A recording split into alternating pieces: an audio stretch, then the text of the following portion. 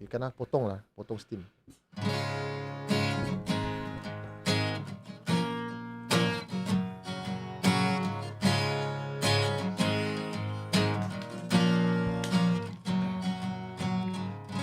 See the stones set in your eyes, see the thorns within your side. I'll wait for you. Sleight of hand and twist of fate, made of nails she makes me wait. And I'll wait without you, with or without you, with or without you. Mikey. Through the storm we reach the shore. You give it all, but I want more. And I'm waiting for you. With or without you, With or without you. I can't live with or without you.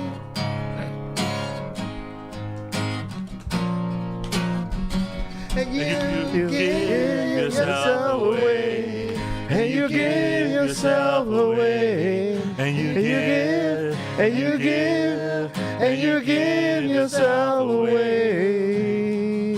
my hands are tied, my body's bruised. She got me with nothing to win, nothing left to lose. You give yourself away, And you give yourself away. And you give, and you give, and you give yourself away. With or without you, With or without you, I I can can live.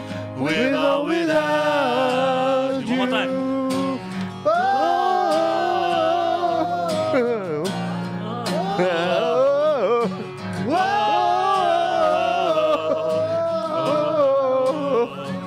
With With or without you, with or without you, I can live.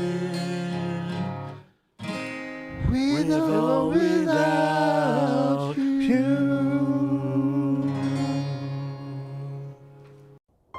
I really don't feel good. I'm getting a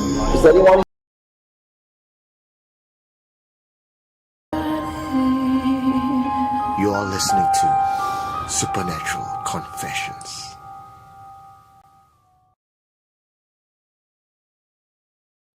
And welcome to Friday Night Live, ladies and gentlemen. That was our opening band, the Tone Deaf Society, opening up Friday Night Live for us with Mary Mike, Martin Felony, and Eugene Tay on vocals, along with the live studio audience. Make some noise! All the way from Germany and all the way from where? Sembawang, is it? Tiong Bahru. Okay. So we have live audience here with us, and of course with everybody at home. Welcome to Friday Night Live. I'm the Prince of Paranormal, your tribal chief, the one of one, the father figure, co-hosting together with Martin Felony, Mary Mike, to take you through an hour and a half, possibly 2 hours of confessions from 9:30 all the way to 11:30. If you're new to this channel, what can you expect? You can expect lots of unscripted madness. And of course, you can expect ghost stories and our dissection and our opinions on what those stories might be. Could it be? Is it the hantu? Is it not the hantu? And if it's the hantu, why is the hantu hantuing the place? Right? We have a very special guest with us tonight, and his name is Lakhveer. Make some noise, love. Lakhveer is behind the scenes on the stage right, having his drink, his manly joy juice. Yeah. So tonight we're going to be talking about stories from Shipyard. Oh, nice. We'll also be talking about army stories. You guys love your army stories. So what better to kick off today's confession when talking about army stories and Shipyard? Let's go over to Singapore Naval Base. We have our confessions right over there. But before we tell you that story, this is, after all, a channel that relies on your love and your compassion and what's interruption? Non interruption. Interaction. Interaction, yeah. I'm on board. Well done, sir. Your interaction. So leave a lot of comments. Say hello to us if you are from Florida, from wherever you are. Michael T from Perth, or anywhere that you're from. Let us know that you are here. If you want to support this channel, there's a few ways to do it. You can put a $ over there, put in any amount of money you want, like in your comments, and we'll see it appear in a big, bright box. Now, anything less than 10, you get 1 clap. Anything more than 10, you get... That's right. You can also... Oh, wow, we got you. Come on in.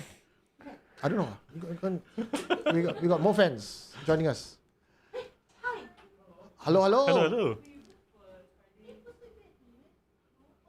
Okay, come. We got chairs, we got drinks. You're just in time.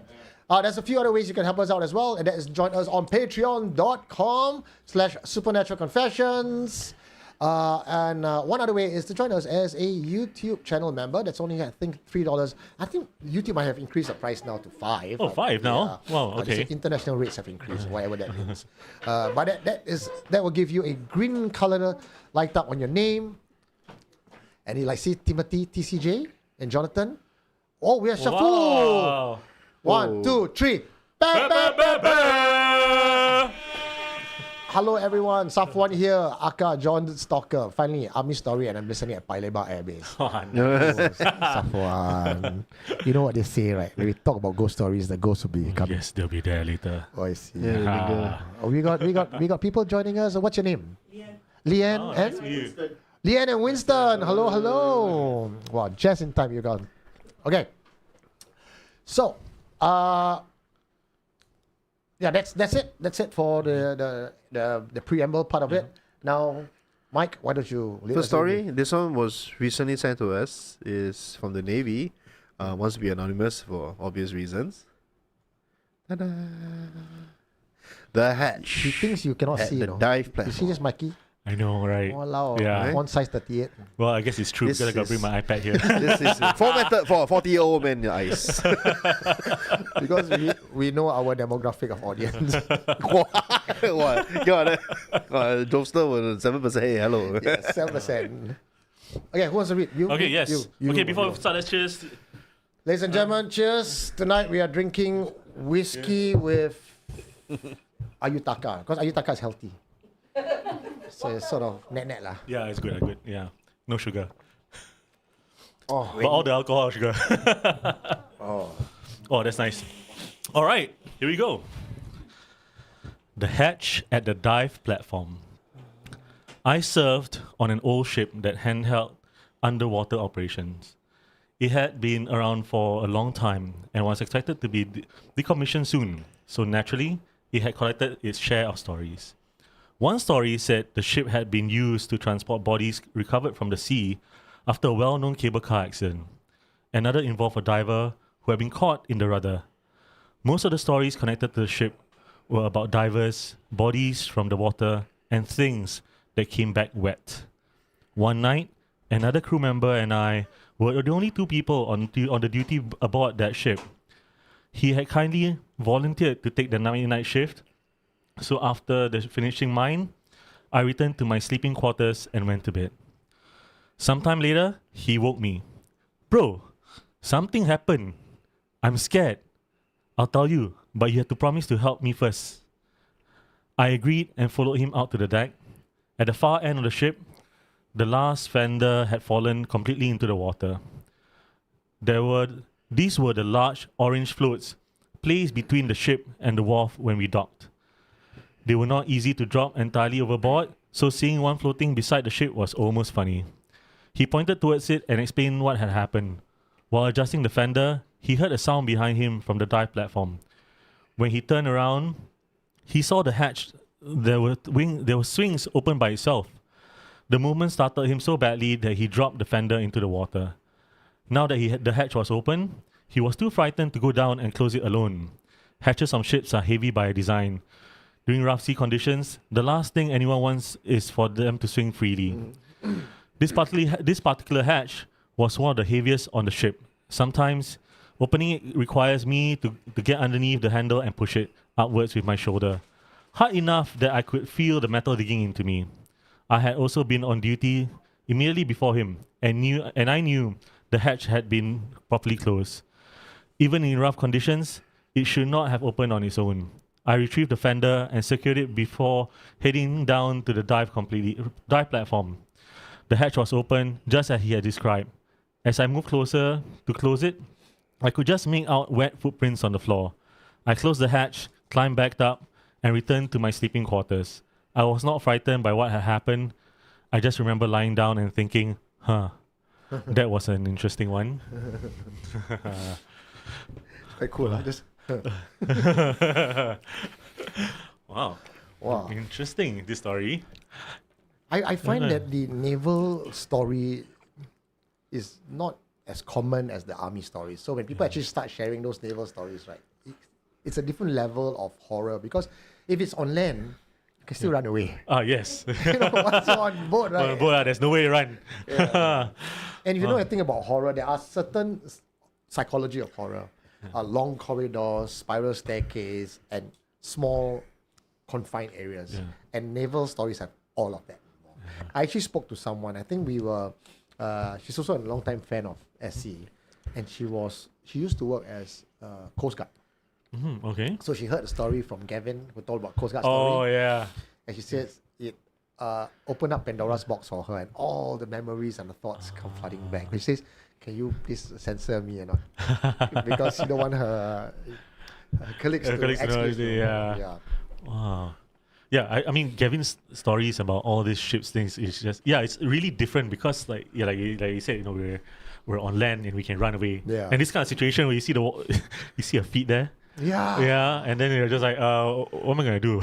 But this sort of confession, right, is actually the majority of them. It's the kind of confession that you can get away lying to yourself that is not the hantu. You know, part of it is like, it cannot be. Hatch is heavy, it should not be swinging open. Yeah. But because you have not seen it, you have not smelled anything, you can still tell yourself, no lah, I think my friend forgot lah. Yeah. No lah, I think something else, right? Yeah. But it's only when you see something that there's no way you can lie to yourself anymore.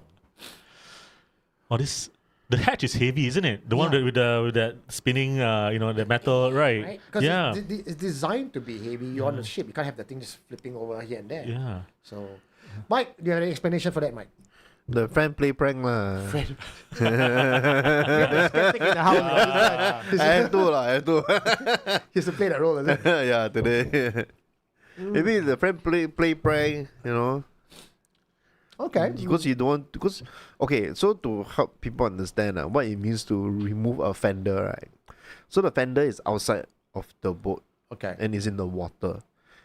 So for a fender to float away, means you have to either take the rope and then you pull it, or you have to dive in go and grab it. Okay. One or the other. I know what's a car fender, but what's a boat fender? Boat fender is actually it's like a balloon. And usually they hang it on the side of Correct. the boat. Yeah, so that's the fender. And the thing is just floating away. Yeah. So according to the story, the fender was off floating on its own. Can it be like maybe the rope burst or something? Rusty, the metal. Yeah, very possible. So if the friend don't want to do so say, hey, I think got hantu. Can you help So me? the friends calling the friends off cake. Okay. Maybe Then to make it real, you do the footprints and then leave the hatch open. So when they go back and they report to the sergeant, they can say, hey, sergeant, I don't know why, it's not our fault, the hantu did it. Then the hantu standing by the side, hey, sialah, why our fault then? Yeah. The hantu sitting at the corner of the rail, Why? But interesting, this ship is the one that was there for the cable cars, isn't it? Right. Huh? Yeah. The cable car accident in Singapore, there's only one. How old? How old? I'm not ashamed to say how old I am, man. When that happened? I think I was in primary school. Like 80s? Should be the 80s. 80s, right? Isn't it? Yeah. If any of you, 7%, have no recollection what we are talking about, maybe some of you have never seen cable car before. Cable car is that box-like thing that goes from Mount Faber to Sentosa. Most of us Singaporeans don't take it because it's fucking expensive. But I suppose you would have seen it when you're driving there. Yeah. And there was one occasion where there was a huge boat or something, yeah. and then there was a crane on the boat. And then as the boat was going through, the crane caught onto the cable. Yeah. And yank everything down. So naturally, from that height, people have died. Yeah. And also that boat was used to recover bodies from the sea. Yeah. But most boats also have that story. It's not just that one boat. Yeah. And what people don't know, and this was actually told by that the Coast Guard lady. Sometimes they would, the boats would be decommissioned. Yeah. But parts of the boats will still be used for another sport. So it's like So the spirits were linked, bringing home- or the energy Yeah. links to Yes. yeah. So apparently there was this boat that was described very similarly to this boat when they were on accident victims, yada yada yada. Yeah.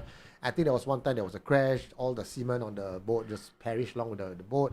So they had to scrap the boat. But some parts of the boat can still be used. So they brought it and fixed it to a new boat. So there's, even if it's a new boat, freshly out of the warehouse, it's not Yeah. very new. Some parts are actually reused. Right? Yeah, Because these yeah. are $1 million parts. And he says the minute they got onto the boat, brand new off the dry docks, there were things happening already. Wow. Yeah. Wow, that's the energy okay. On a ship, right? Does the energy linger onto the ship like more than it is on land? Let's say if it's like kampong, you break down the wood and then you put together. I don't know the answer to that exactly, Yeah. but I can try to hypothesize. Yeah. We know that energy do imprint itself onto wood, floor, concrete. That's why old houses, old buildings, even if it's a wooden floor, brick building, contains this energy, residual energy. Now, I see no reason for it not to stick to metal. Yeah. And we also know that in our Asian folklore, water is the best conduit for such things. Yeah. So you put metal on water, I think Wow, logically I think double the double thing, power. Right? Double power. Yeah. Do you think boats can also pick up marine spirits Yeah. in that way? If we walk along the street and we really can pick up negative energy and bring home, Boat Why is not? it's like a magnet. right? And that's also why when you drive into 7 Month, you drive into cemetery, Yeah. when you come out, there will always be like a saikong is like a medium, Yeah. who will cleanse your car. So if your car needs cleansing because it carry negative energy, is made of metal, Yeah. your boat also can. Wow. Right? By their logic. Yeah. But do boats actually do that? Like every time they dock, there'll be Cleansing? one key there. Where got army use your taxpayer money for one saikong. Don't have lah. Yeah. But does that also explain why sailors in general have a lot of superstitions also? Oh, that one you got to ask our next guest coming up later. Because he works in the shipyard, so maybe Yeah, he that's would true, know. I don't know. Do you know any Oh no. superstition? Yeah, I have no idea. I know a few. I remember Gavin was saying don't pee at the front of the boat or something. Isn't it? That one is for logic. You pee in the front of the boat. Where do you think the pee is gonna go? Back onto you, bro. No, okay, there's one I know. Before you go onto a boat, right? Yeah. When you eat fish, you cannot flip the fish. I heard that. Yeah. When you eat the fish, you cannot flip the fish. Yeah, doesn't yeah. You know sailors, right? When you eat Yeah. fish, after you eat one side of the meat, then you flip the fish to the other side Oh yeah. and continue eating. Sailors would never do that. Yeah. Because So they only eat half a fish. no lah, you can deep. No lah, they You better will, not be sailor lah, Martin. If you sailor, you only half the fish only. You debone, then you eat some more. Oh Because if you right. flip the fish, you take out the bone. it means Ah. your boat will catch. Yeah, I see. Yeah, things like that. Okay. I thought they were like most of the time they're hungry. Just eat only half. You don't eat the other side. So for people who are asking, hey, Mike from Navy, no. My ancestors were sailors. My great grandfather was a sailor.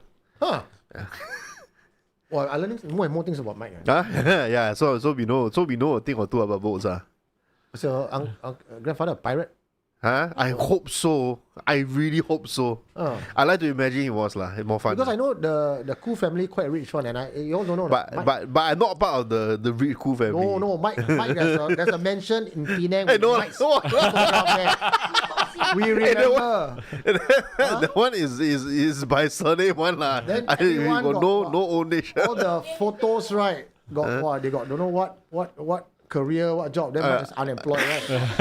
Yes. Yeah. He's unemployed and he can have his photo there. Tell you how rich is him. No lah. Delatake, this guy is Ayo. money. Yeah. Yeah, I just want to read comments. I think there's a lot of comments that I miss. Penang Hokkien Mee say Penang Lang always rich one. Huh? See? Penang lang.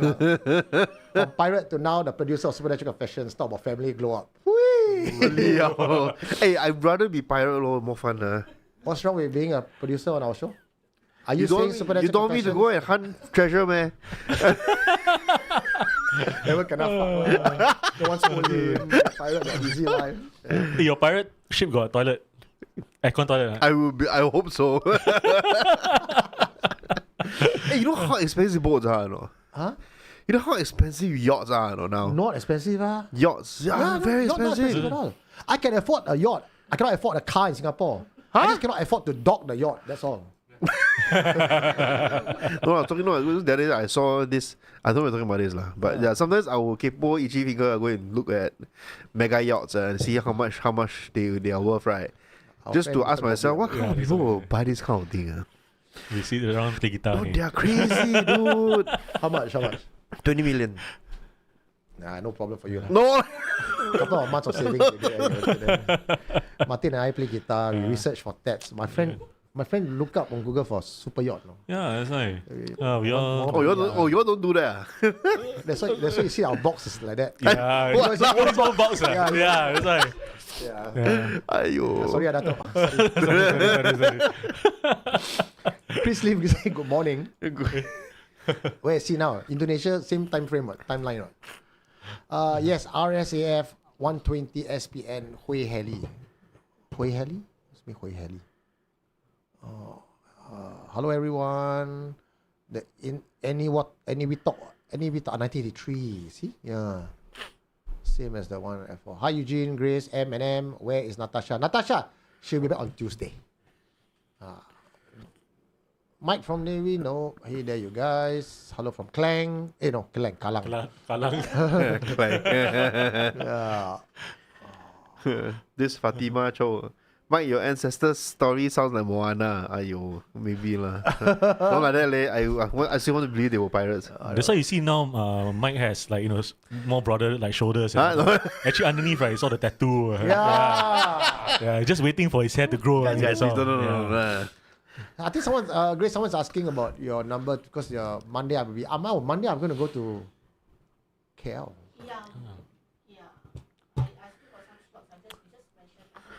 Okay. 988-698-859. That's the number to type if you from KL and you want to meet up on Monday. I'll be there for just one day. I had a couple of meetings and then I cannot head back. Eugene, how's Bob? Apparently there was a practitioner that came to my office just now. We had a good chat. And he was talking about Sembawang. So Oh, right. I'll tell you a bit about that in a bit. So apparently Bob is around and Bob is outside in the garden playing and don't want to come in. With regards to the Sembawang tour, and he said, I know you're running a Sembawang tour. The spirits of the Sembawang wanted me to pass you a message. And he has some messages for me. Apparently the spirits was saying, good job. Some of the stories you kind of missed out because there are hidden bunkers around that you did not talk about. I said, where do I find these bunkers? He said, they will give you the vision. Oh, wow. And Okay. of all the places in the Sembawang walk that I have on a tour, Yeah. Jalan Selimang is probably the dirtiest spot with the presence of one dominant Pontianak.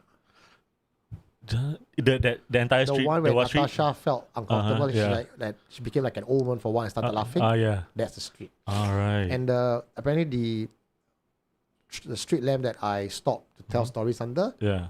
that's where she stays behind the forest. Oh, wow. So sometimes when I stop there, she will come out and observe what we are doing. Yeah. Wow. Was she there that night? Yes, she was. She was. Yes. Holy crap. And I think that guy, there was one guy, was there Jeremy? He's the one that... Jamolian. That's what I remember him. Jamolian, that was his name on YouTube. Jeremy, yeah. Interesting stuff. Apparently I cannot reveal too much because the spirits don't want me to talk about it. So now that you still have running the Sembawang shows, Yeah, right? yeah. Right. So are you gonna still use the lamppost or are you gonna change the lamppost? All the more lah. All the more. I'll be there. You go and Or maybe you go should there. name her something else. Hey, check out Susan in the background. Susan. Okay, Susan. lah. Or Susie or something, Yeah, you know? Okay, so she'll be Kak Suzy. Got Susie, yeah.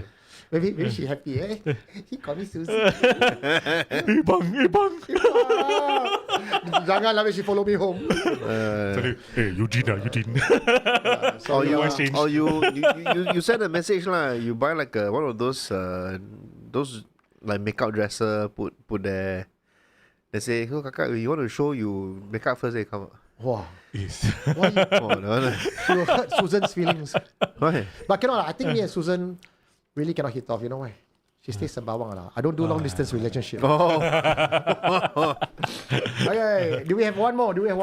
we have one to commemorate SAF Day. Wow. That was what? July 1st, 2nd? Yes, July 1st. Yeah. Army Day. Ta-da. Okay, son. I read, huh? Thank you, Jerry Eng, 5937. 1, 2, 3.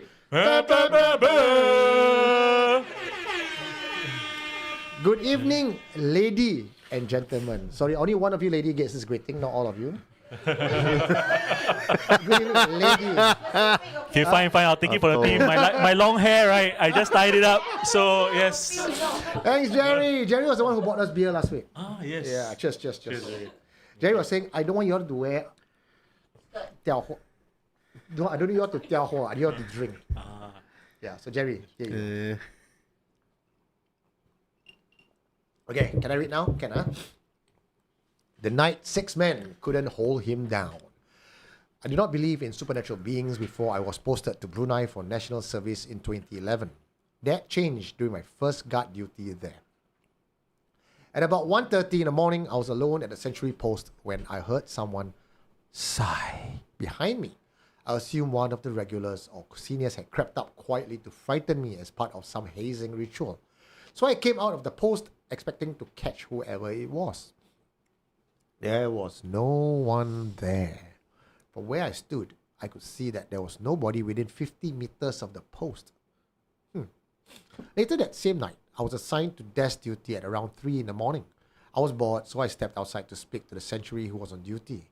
In the middle of our conversation, we heard a loud from somewhere along the pavement. We both turned towards the sound. About 150 meters away, a huge black figure was walking casually along the pavement. He was much taller than an ordinary person and moved like a human. We watched it continue towards a wall and disappear into it. We considered going over to see where he had gone, but neither of us was allowed to leave our post. How convenient. Looking back, that may have been a good thing. Those were my first encounters in Brunei. But the incident I remember most happened inside the bunk. Some of the guys had gathered in the mess to drink. As the bunk IC, I was not supposed to allow it, but I also did not want to make enemies with the people I had to live and sleep beside. Smart boy. I was not interested in joining them, so I stayed on my bed and read a book. This one show kena blanket part. After some time, the bunk door burst open. 4 men came through it, restraining another soldier and dragging him towards the toilet. He was thrashing so violently that they were struggling to control him. When I asked what had happened, one of the men from the drinking session told me that the soldier had suddenly became quiet. Then he began growling, and without warning, he stood up and repeatedly head-butted the refrigerator door before running through the mess, kicking bottles and furniture aside. As he moved around the room, he kept shouting, "Lu siapa? Lu siapa?"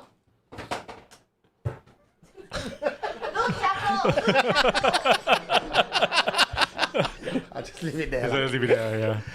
Some of the men had been stationed there longer than I had, and they believed he was possessed. They decided to bring him into the toilet and wash him down. The soldier was not known for being physically strong. Even passing his IPPT was considered a major achievement for him. That night, I watched 6 men struggle to pin him to the floor. The noise was getting worse, and I was worried that the regulars would wake up and start asking questions. In desperation, I called one of our sergeants who was familiar with the Islamic prayer. I used to tease him for being boring because there were things he refused to do with us due to his faith. That night, I needed his help more than I had ever expected to. While the others helped the soldier down, I sprayed him with a hose. The sergeant stood nearby and recited his prayers. Gradually, the soldier stopped thrashing and became disoriented. What I have never forgotten was the way he looked at me while I held the hose. Even as the water ran over him and the sergeant continued praying, his eyes remained fixed on mine. Wow. Dum dum dum. How did it end? That was a story. Was the guy safe? Was he out of the No. I mean, possession? Or there was no... that's the end of the story. Okay. Oh, okay. Okay, the first story, right, Yeah. with regards to the guardhouse, right, reminds me of I have a friend in primary school. Yeah. Sorry, Mike, if you can just maybe mute Natasha's microphone just in case. If it dropped just now. Yeah. It muted already. It's been muted. Cool, Yeah. cool, just in case. Yeah, so I have a friend in primary school. Actually, a group of them actually. They live, their parents, their fathers got free housing at the houses behind what's it called? There's a race course in Bukit Timah. Was that Ami came there? The turf club there. The turf club there. Yeah. So they run all the security in that area. So one of the things that one of the stories that they told me a long time ago was that when they are inside those their security huts, right, they can hear like scratching and like knocking from on top of the ceiling and all that. Yeah. So what they did was they took sand, right, and then they said prayers into the sand, and then they went out they come out of the hut, right, Yeah. and then they throw it at the top of the roof, Ah. and then immediately, right, they hear. Oh shit! Yeah. Yeah. And which year was this? This was primary school time, so 1990 something like early 1990s. 90s. I think I know which row of housing you talk about. When Turf Club was about to close down, we went there to investigate, and there was a row of like housing bunk, Yes, that's the one. right? Yeah. Then eventually, it used to house soldiers. Yeah. And soldiers' family left, and it became like a scout camp or something. Yeah. That place got feels, man. Yeah. Their houses, right? When I went to their house to visit them during Hari Raya, their doors, right, are not from bottom to the top. You can see the gap, right? So the mother was telling us that when she was pregnant with one of the child, right, they can hear, they saw the head of the kakak, like just down here. This is the door, but they don't see the feet. They just see the head just sticking out. And then their room, right, is right beside the window. So they close the window, right, and then you just hear the knocking. Yeah. At that location. And these guys and my friends, I think they got used to it, because they brought me to this like little badminton court, right? And it's because they had to walk past this badminton court to go to take the bus to go to school. So my school last time was Swiss Cottage Primary School, so we all were studying there, right? Yeah, so they would sometimes see the Mr. Paul Chong jumping at that particular badminton court. Yeah, so the place is quite keras. Yeah, The trees around that area. There was also one well, and I don't think people know this well. It was around so there is the turf club area, and behind the turf club, near where the houses are, there was a pony, a smaller version for children. Like children can get on a horse, and there'll be a track. Yeah. Right? Now around that track, so you follow the track around on the right side. There is rather around the track is round. Yeah. In the middle is a forest. Yeah. That pocket of forest, inside there's a well. And that well was pagaed up. Right? They don't let people go in. It's dangerous. Yeah. But of course, people would pry the thing open and you can see. It was a hell of a scary well. It's those typical brick well. Yeah. You know how the ring looked like? Mm-hmm. There's a well stick up. Yeah. That's how it looked like. And because all the trees around it was overgrown, because they pagaed the thing, right? So no one cut inside. The minute you put your head inside, I really felt that hole, if you go in, right? Yeah. Let's say you go in alone, there may be a chance where part of your mind will tell you it's perfectly okay to jump inside. It has that sort of power where it makes you do things that you think is normal. Yeah. So there are places like that there. And of course, why government even shut down all this place and close down? Because they're building the MRT. Yeah. And that station, Bukit Timah station, is one of the deepest tunnel. Right. Because you cannot have it so shallow because you affect the ecosystem, right? Yeah. So they dug very, very, very deep. And of course, there are stories. People who tell me the stories don't want to tell me the damn full story. It's very annoying because they say, hey, I work there, So, yeah. So they, during at night, we do work at night. Yeah. Say, tell me more. Haunted lah, bro. Yeah lah, haunted with what? Haunted lah, bro. Keras I'm not getting Do you read the story that I gave you? The one that my mom wrote, for the one that we're going to use the most for recent one? the one that we're going to do for the book and all that. No, I have not read. Okay, so I can just give a little bit, and part of it has to do with 7 wells. Ooh. So basically there is a spiritual healer, right? He wants to go and collect the water from the well for healing. So the first well is at Lim Chu Kang. You know where the no, it's the old, there's like this HDB blocks. Now they use it for army training. What's that called? I know. It's a HDB block. Then you use it for Fiboa. Fibor site, right? Yeah. Then further down is on the right side is the durian plantation. Yeah. So behind that area used to be a village, and it's those villages. Neo Teo. Yes. Yeah. So this all these villages, right? I mean, last time in Singapore we had loads of villages. Some of them maybe we don't even know about because chances are, people left, because of the government and all that. So there used to be a village there where there's a special healer in which when you go into that place, right, it is so deep inside that you cannot hear the sound of the road outside. Wow. Is that kind of, and then you're like totally in a deep valley kind of thing. So it's one of those places that we cannot enter right now, right? So the healer mentioned that he needed to take water from 7 different wells. So he'll start from the well from Lim Chu Kang, and then every day he'll go and look for another well, and it was described that he will walk so far that it becomes from night to day. So I mean, in Singapore time, at the point of time, maybe in the it was in the 80s. Okay. Yeah, that he couldn't take a bus or whatsoever, right? So he said that every single time he goes to the well, there will be something standing there waiting. Like a guardian, is it? Yeah, like a guardian.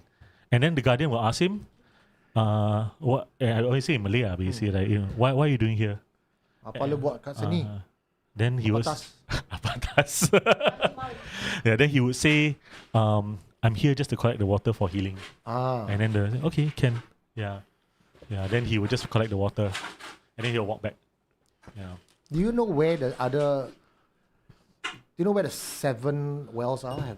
Your mom told you about it? No, it's because it was a healer that goes there. She doesn't have to go to those wells. When I was exploring Singapore and doing all this exploration time, beside Neo Teo Estate, I know it's illegal to go in. Yeah. But back then, during the COVID time, there's lots of people who go there and look for durian. So of course you just go in, and it's always the go don't get caught shit, right? Yeah. I guess when you're young, you don't really have the idea of what repercussion is. Yeah. But now, of course, I don't do that anymore. So if been there, if you're listening, tell you old time story. Cautionary I tale. actually found a well right near that because there is a village there. There was a village there. Yeah. You'll find those small square tiles on the floor. Yeah. There's even standing toilet. And this toilet is like you from the kampung, you have to go out there and Our house. So we Our house, so that means that is a village area, and there was a well. Oh wow. So maybe that's one of the 7. One of the 7 wells, yeah. There's also one more well on top of Yishun, near not Yishun, Woodlands. Woodlands up a hill, actually facing the immigration. Oh, immigration. The Johor, Singapore, customs, right? Yeah, customs. So there used to be this town here where the cinema and all that, but the place is closed down. I think the cinema still stands, but it's all boarded up, right? Behind it, there's a hill. Yeah. You can't miss the hill because it's like Musling Hill. Yeah. There's a well there also. Oh wow. So maybe I found 2 of 7. Have you tried sitting beside the well overnight? No, not overnight. I mean, if the hantu don't kill me, the freaking mosquito will. Yeah. Sounds like we found our new potential spot for Uji Nali, eh? Oh, okay lah, can. Natasha says she want to go, right? She want to do it. It's okay lah. Let that go. All right, do we have any more? Because it's already 10:05. We got probably time for one more confession before we One bring more? our Yeah. super guest today. Sure. Hang Xiang Hill has a well. Is there? Okay lah, I'm sure let's- there's a lot of wells in Singapore back then, right? But Well, this is the seven. Let's do this one. This one should be quite fun. Okay.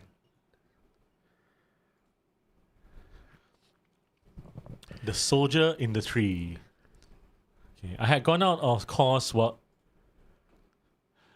I had gone out of course while I was as SISPEC Six-pack. in Pulau Tekong. Sorry. I didn't do that. Just letting you all know. Never serve army one. Okay, I play music, huh? But I still followed my company for an outfield exercise and helped at the administrative tentage. In the middle of the night, a bright torchlight shone directly into my face. Anyone who has slept in the jungle knows how dark it becomes. Once your eyes have adjusted, even a small light can feel blinding. I sat up, annoyed, and checked my watch. It was 2 a.m. A soldier in full battle order was standing outside the tent. His face was pale, and he was smiling as he moved the torchlight across everyone sleeping there. At first, I thought he was simply an idiot okay. disturbing us for no reason. Then I remembered that everyone in the company had applied camouflage paint before the exercise. There was none on his face. I quickly lay down and tried to go back to sleep. About an hour later, the light struck my face again. When I opened my eyes and checked the time, it was 3 a.m. This time, the beam was coming from the tree beside our sleeping area. The same soldier was sitting on one of its branches, still smiling as he shone the torch over the people below. I said a prayer and forced myself to close my eyes. When we returned to camp the next day, one of the sergeants asked whether anyone else had noticed someone shining a torch at us during the night. Everyone said they had seen the light. One of them said he had woken up and noticed it coming from the tree, but he could not see anyone sitting there. I told him that I could. The soldier had been sitting on the branch, smiling down at us. Oh, yo. Okay, Mike, I'll give you a chance to debunk this first. I really can hear all the all the reasons why it's going to come out with. Okay, Mike, take it away. Prank again. But this one is like a very well planned, fully concerted,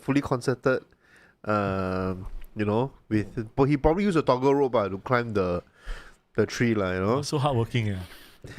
Just to prank. Yeah, it's like use a toggle rope. Well, no lah. I think this one. That means this one. My suspicion, right, is I think the confessor. I think he got the eye. No, but everyone saw the torchlight. Yeah, but only one person saw the person only, right? Oh. So some could see. So like perhaps you can see the beam of light, or you can see the shine. But to see the full figure is a different thing, Okay. That's what I figured. But if this was a hantu, I do not know how to explain it. I've never heard a hantu like that. Wear full on four, walk around with a torchlight, shine people's face. Could be the sergeant, right? I think Yeah. okay, are you thinking it's prank as well? I'm going towards prank now. Smile, and then like I mean, so much work. If I'm the sergeant, if I want to scar my cadets for You life, will right? do that. I'll do that. Man. Put my face white, walk around. Actually, most of our faces are white at night. Right? You know why? You know when we take bath. Oh, the powder bath. Wow. this one. But this one, usually I say it's hantu, right? But this one is hard to say it's hantu because if it was a hantu, and if you understand that hantu is this energy form and it takes a lot to manifest. And most time you see a Pontiana or hantu, you see it for a split second, it's gone. This one is persisting from 1 a.m. to 3 a.m. On guard duty, Shine torchlights. Wow, it's It's one hell of a hantu. So I have my doubts. This hantu still doing guard duty, right? Could be playful one, playful one, you know, come and mess with you. But usually you would see the hantu, right, as a translucent thing. This is hantu espousing of so much energy that it became a light beam and hit you in the face and wake you up. You know what I mean? Or maybe it's the poltergeist? It's the first time I heard lah. But I mean, if there's aircon toilet in the middle of forest, what? I mean, The sky's the limit, sky's the limit. Actually, did I tell you about the one that I kena? Maybe I told you. Maybe I That's told you. a very Mike Smith. No, maybe I told you. I think I told you before, but I don't think I told audience before. Hold on. I like the way Mike does it. Have I told you about this story? That's how he starts his confession. Okay, go ahead, Mike. So back in the day when I was doing reservist, right? Usually I would opt to stay in lah, because as we all know, army, they like to post you in camps that are just ridiculously far from your home, right? So that particular night, I was alone in the bunk, and I was just lying on the bed, right, doing whatever, right? Apparently, what I heard, right, was this shuffling at the door. So I thought like, maybe somebody come in, or because it was only about like 10 p.m., 11 p.m. that kind of timing, right? So I thought maybe somebody decided to come inside or decided to stay in. So I forgot, hey, you come back. I didn't even identify who that was, I just simply just say, hey, you come back for a night off. Then when I looked up, there's no one around, there's nobody. But what I saw is, so imagine this is the bed, right? Right, this is the bed, right? Yeah. And the stick of the dustpan, it was moving on its own, and then it wedged itself into the door of the bunk. Yeah. So it's like the dustpan was moving on its own. So you just stop the door from opening lah. Like it was trying to shove the base of the dustpan under the door lah. Correct. So it moved like that, and it turned this way and it moved, shifted. Yeah. Like deliberately trying to fuck. So you saw the dustpan. You can see the dustpan moving like you can see the stick of the band Wait, where's this place again? You wanna know? Yeah. Oh yeah. Okay, this one is the Khatib camp. Khatib camp. Yeah, Khatib camp. Then what happened after that? Huh? Then after the door got wedged, then what happened? Then I just let it happen lah. He haven't go step 4 yet, only step. No lah. I started texting my friend lah. I was like, guys, the dustpan just wedged itself to the door. What do I do now? Do you video it? No, this one was, point of time, there was no very camera young phone. at the time. Yeah. This one was what, 20 years ago Okay. more than So before you I didn't even. bother to check. You never go out. You never like move the dustpan back. No, the dustpan move like that and then turn like that, like this already. You think I want to go and see already, man? I already like what lane. You just This turn around one. and sleep. No lah, I just pretend I didn't know lah. Rule 1 of Eugene Hantu encounter: to ignore. That fella lucky lah. That if I knew you by then, I would like. Sijo was saying same camp. Khatib is fucking haunted. Yeah. Hey, I was in Khatib camp too. Bang always feel like got extra people. Yeah, Khatib camp is quite something. Yeah, so that's one also. I think my brain repressed it because it was just too frightening for me. Oh, wow. Yeah. Wow. Oh, by the way, when it went into when it wedged itself inside, right, it wasn't like as if it just smoothly bent in. It was Forceful. forcing itself inside. Maybe you said the Hantu was shuffling outside, right? Huh? The Hantu was shuffling. No, I heard the shuffle. So it's like shh like that. So the shuffling came from the broom? Yeah, I came on dustpan because I was deep inside the bunk. Then I thought it was from the door. See, so I just lifted I just set up. Then I saw, then I was like, no. Why? Wow. When you said the broomstick was shuffling, I was thinking the broomstick was going, every day I'm shuffling. I know it was like this. It was kind of like, okay, let me see. This camera angle very hard. So it's like, okay. it was just moving this way, like Yeah. very. Then, yeah, kind of like that. So from the bed, right, it's like this thing was just moving like that. Yeah, something like that. You think Mike Square is too small for his face? Camera is camera. Camera, it's a camera. Yeah, camera. So it's not Mike, is it? Playing the camera. It's a camera, Okay. yeah. I'm not fat, man. It's the clothes. It's too tight. Okay. Never fat shame lah. Yeah, he goes gym 4 times a week. I go 4 times a month. Okay. It's now 10:15. Shall we bring our guest in? Yes.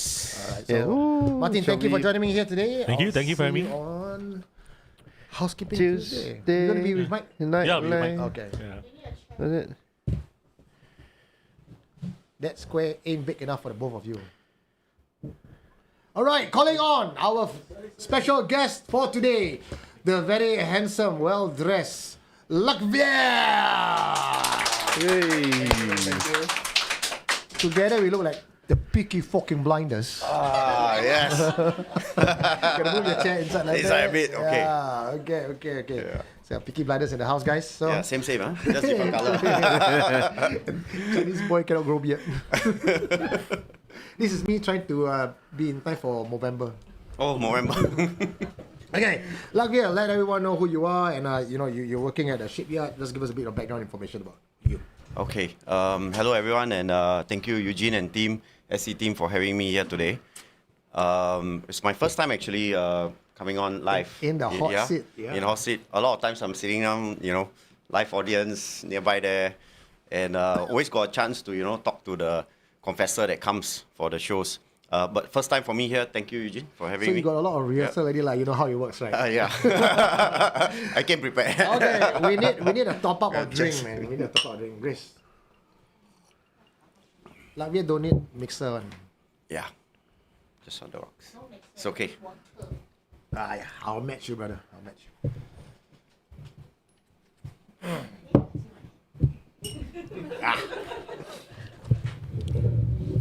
So who are we not sponsored by today? We are not sponsored by the Kyoto malt whiskey. We are also not sponsored by Johnny Walker. Johnny Walker 18 years. But Johnny Walker, you could be our sponsor. Call 988-69859. All right. Go for me lah. Okay, so like when we spoke, right, and you mentioned that you have a list of confessions and encounters coming from Singapore shipyard. Yes. So I wouldn't say I saw hantu lah. Okay. But I'm going to share my experiences, and then maybe you guys, since y'all are the experts, y'all can tell me Okay. what We'll do our best. what did I see. So where do I start? I mean, like every other Singaporean boy, went through army. In fact, before this show today, I actually sent the link to my army guys as well. Oh. And I told them, hey, I'll be talking about y'all. Maybe your photo also will come up. Wow. So- You got anyone to shout out to? Like any? Yes. Okay. So in army, when I was active NS, I was from 6er, and I was from Alpha Platoon 3, Section 2. Yeah. So a lot of times, Section 1 also joined us. Is this the one? Yes. Oh. So those are my guys. Section 2 and Section 1 together. But where are you? There, the one in the center, minus the beard. They don't recognize you, man. A lot thinner also back then. So yeah. Which year was this? This was my ROD parade. So I think I was about almost 10 years ago. Okay. I was 30 ROD plus. would be about 30. I mean, maximum 34, 35. 35. Yeah. Okay. Around there, yeah. We got one fusion from 6 Bravo Koi. Oh, okay. So I was from Alpha. Alpha is the level below y'all. Y'all were on the level above us because they put the whole battalion in one building. Okay. One weird looking building in Salarang camp. Very weird shape. Yeah. Oh, yeah. It was... okay, so 6er was in Salarang camp before he went to Clementi camp. Yeah. So Salarang camp, just so many of us may not know, Salarang camp is somewhere near Changi. And Yes. Salarang camp, also have the dubious reputation of being the camp that was used as a POW camp during the Japanese occupation. And there had been, I mean, this is all not trade secret. This, if you go down to the Changi Chapel with the Singapore History on the board, for 15 days, because I think some of the soldiers were trying to snake out messages, and the Japanese was not having any of that. Yep. And people was packed into the parade square, and some, not many, but I think some died, right? Yeah. And that parade square still exists Till today. till today. Yes. Okay. So a bit more details about that incident. So after World War II, during World War II, from what I understand, so when the British surrendered to the Japanese, the British and the Australian soldiers were sent back to Salarang camp, which was their barracks initially, and then they were told you can stay in the bunks, and then but you have to be good boys lah. Yeah. Yeah, and good boys means you should not try to escape. Yes. But then I think they were quoting some convention where Geneva Convention. The escaping was part of the rights Yeah, of they a were prisoner. thank you, guys. Yeah, which was their rights to escape, and I think two of them, actually escaped, and then the Japanese I think had enough, and then told the rest of them to you can continue staying in your bunks, but you probably have to sign one document. I would not escape. Yeah, I will not escape or attempt to escape. But I think they didn't want to sign it, so then they were all taken out of their bunks, put into the parade square. I think 15,000. Yeah, 15,000 soldiers put in the parade square. Some stories say they were told to stand, but of course there's no shelter or anything, so they were exposed to the elements, rain and sun, and then they had to shit and everything down there in the parade square itself. So of course, disease spread, and then some of them died. And then I think eventually those two people that escaped also were caught and then sent back. And then I think they say, okay, they will sign the document, say that they won't try to escape. Then they were allowed back into their bunks. So I saw some old photos of the parade square. The bunks are no longer there because they used to be around the parade square. Yeah. So they were demolished, but the parade square is still exactly the same, at the same location. And then, of course, MINDEF, when they took over, they built new buildings behind the parade square. It's the empty line, the motor transport line. But then they also kept some historic buildings, which now I think is the HQ of infantry. Okay.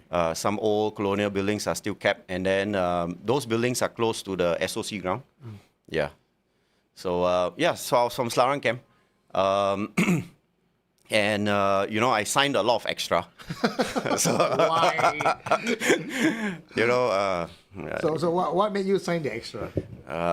this is conflicting stories, and I don't agree with it. But insubordination was one of them.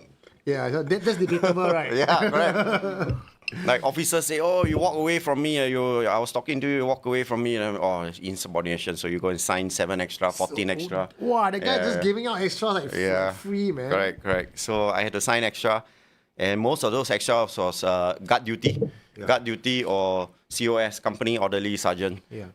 Where basically at COS you answer the phone calls in the office.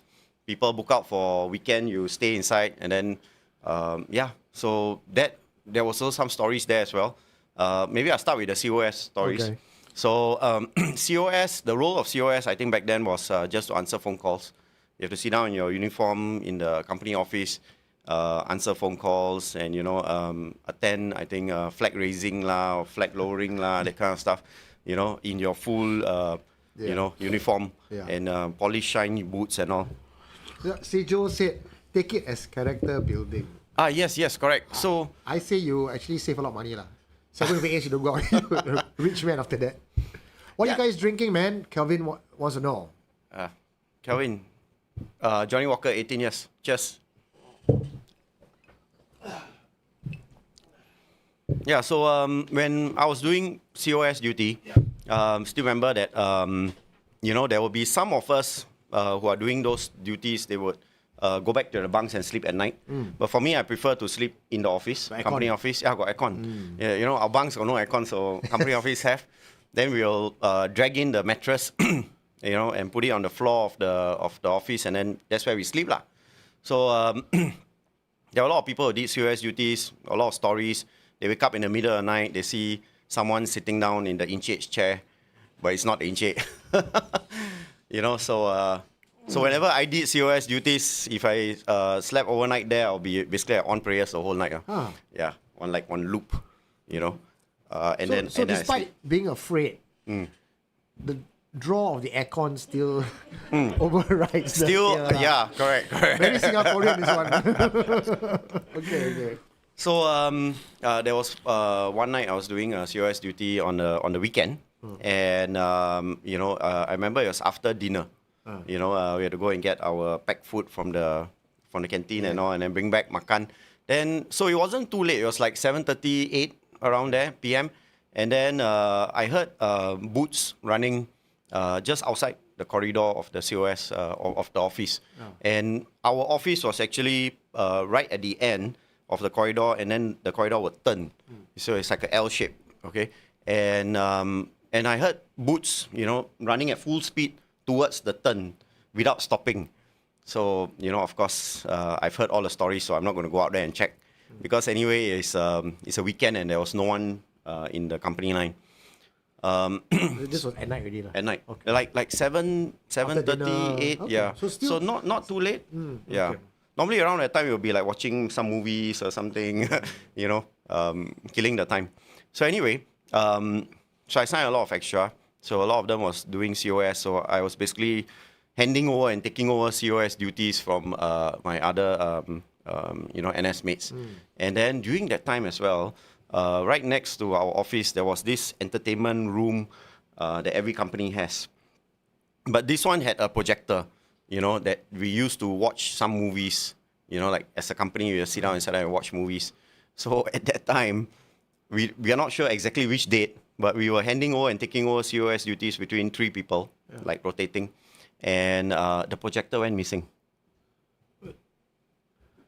The whole device. Projector, the device that's normally attached to the ceiling, that thing went missing. It was there before. No one looked at it. It's weekend. Yeah, And it's gone. it's gone. So Was anyway, this after the running sound, the footsteps sound? yes, correct. Yeah.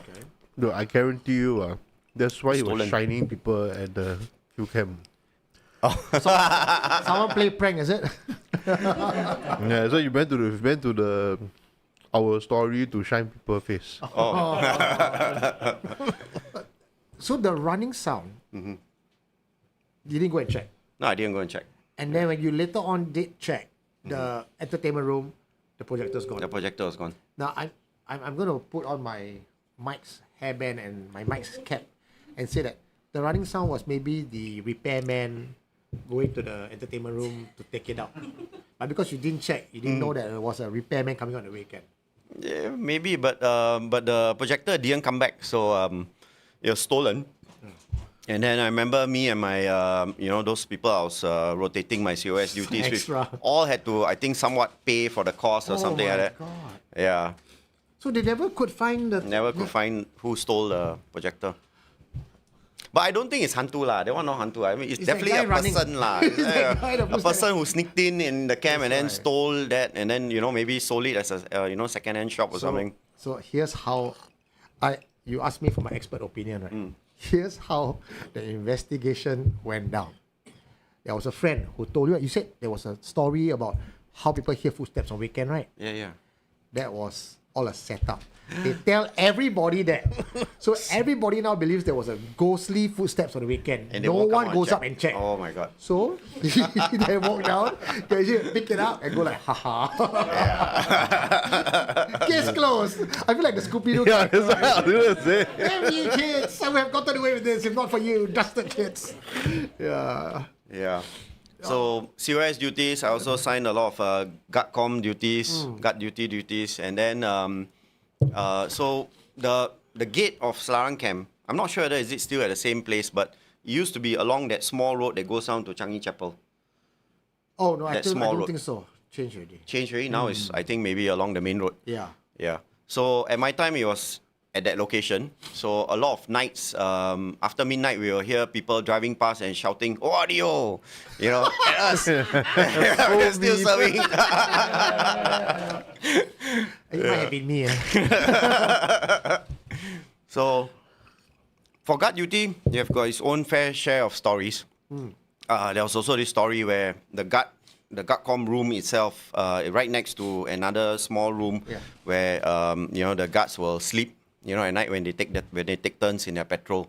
So the guardcom room itself had freshly painted ceiling, and the story behind that was that someone in the past, put a gun to his chin rifle and blasted, and then blood was on the ceiling. Yeah. For whatever reasons. I mean, when we were doing our NS, a lot of us who had girlfriends all left us lah. So maybe all heartbroken, girlfriend outside, went on to university, found boys. Standard storyline, guys. All of us had that batch of Yeah. So when I was doing guard duty one day, from the guard post itself, you could look down the road inside the camp. You could see the parade square. That parade square where in those people died during World War II. So there was one night I noticed a fog, like a fog, thick fog, just above, floating just above the parade square. So I look at the fog and I'm like, okay, that is not my problem. my duty is protect the gate. So that one not my problem. So anyway, the duty officer came up in his van. I saw from far coming up, up to the guard room, came up to me and said, "Hey, do you see that? There's a fire." I'm like, "Huh? Where? What?" "No, there, got smoke, got fire." And I said, "Okay, so what you want me to do?" Then he said, "Oh, you come along, bring some of your guards, bring a fire extinguisher, follow me in the van." I'm like, okay lah. Follow him. He went around in the parade square, in all the buildings, and he couldn't find the source of the fire. Yeah, so there was no fire. After that, he had a brilliant idea he thought there was a fire outside the camp. And the smoke was coming into the camp. I say, hey, that's not my my duty. My duty jaga camp only. Not jaga outside. So you go outside, not my problem. And that's why you do 7 extra. Insubordination. Now we know. That's a live example of how the insubordination come about. Yeah. Continue signing. Never end. Mochism is saying, finally I can join you guys live. Usually listen to Spotify and feel so FOMO. Welcome, Mochism! Welcome to Friday Night Live. Please comment. We'll do our best to reply. And who else did we say? Can eat what? Titus, what is ROD? ORD is operational ready. ROD is. ROD is you're done. Yeah, you're done completely. Kulab baris. Yeah. You're not bersurai. You kulab baris. You can return all your uniform to Safra. Yeah. I wore my pants, all the way. Oh. I wore that same pants since I was 18 until about I was in my 40s. Yours was the cool pattern, the one before it became the pixel rubbish. I think there's one guy, I don't know who told me this story. Could be you, I'm not sure. But it's a Salarang camp story. Maybe it's John. So, apparently there was... you got to go and turn off the lights because it's pretty my square. story. That's your story? Yeah. Okay, That's the next story. So let's not jump the gun. See, I remember the stuff you tell correct. me, man. Oh yeah, this one is creepy. So but so go back to the fog. Then no one solved the fog issue. yeah, the fog issue was not solved. There was no fire. There's no fire inside the camp. But I don't know. One time, was that multiple times at the fog? For me, when I was doing guard duty, that was the one time. You check whether that one time the fog appeared in the parade square. What was the date? Was it the anniversary of the POW dying there? Oh, I don't know, man. I think at that time we because there's a plaque next to the parade square that tells about the incident. Then there's also like a bell that was hanging there, some old bell. And then once in a while you will see some old veteran Australians coming up at the gate, and there's another plaque outside the gate. So then they go there, and then I think they think about the old times, or maybe they are like the grandchildren of the soldiers. Yeah, no, but I didn't check what was the date. Yeah, that would have been cool. Yeah. Okay. I think in army you just want to do what you're supposed to do and don't do anything extra, and then yeah. So again, I was doing guard duty, and then as a guard com, and then Salarang camp is a very big camp. So when you do guard patrol, okay, we send out guys in twos, in a buddy system. Then they got 5 rounds each, and then they walk around with their M16 or SAR-21. So mine was a transition, M16 to SAR-21. So anyway, yeah. $16. Oh, from Jungle Hat, stolen by Miss P. 1, 2, Wow. 3. Spartan. No. All my memories of Sixer and NSF time comes back. Oh yeah, Spartan, yeah. So Sixer, we were Spartans. We were the only infantry unit that had a human as on the logo. That's why, that's why you're rocking the Leonidas. Ah, Leonidas. Yeah. Come and get them. This is Sparta! Okay, wow. I think Just- 80% of us here MR already. Yes. Lakhveer, please drink up. Hey, yeah, we should drink. Yeah. Just. Just. So the one that gave the $16.96 jungle what? Jungle hat. Jungle hat stolen by Miss P. Oh. Oh, see, found already. Found Okay. Okay, nice. Okay, so the camp is a very big camp, Salarang camp. So for guard duty patrols, we split into two halves. So the first half is the not very exciting one, but it's the second half that when they walk past the colonial buildings and the SOC ground, where there's, they always say they see her sitting, either on the Jacob's ladder or on the tree lah. Susie. Susie. So there was this one night. They were patrolling, and then we had the walkie-talkie. So the guards, before they were one of the checkpoints inside the parade square, like behind. Okay, next to the parade square now, there's like new buildings built by MINDEF, and then there's one checkpoint inside there. And back then, how we show that we have been to the checkpoint, every one of these checkpoint had like one jota book. Sign. Yeah. Sign. You have to flip the page and bring a pen, and then you have to write your date or time or something like this. Okay, so that's how they record that you have been there. Okay, I think now maybe things will have changed. Maybe RFID or something, because last time jota book is a ridiculous way. I think. Got scan QR code or something. From what I heard, a lot of the guards would, go siam, sit down one side, sleep, and then later come back straight to a guard room.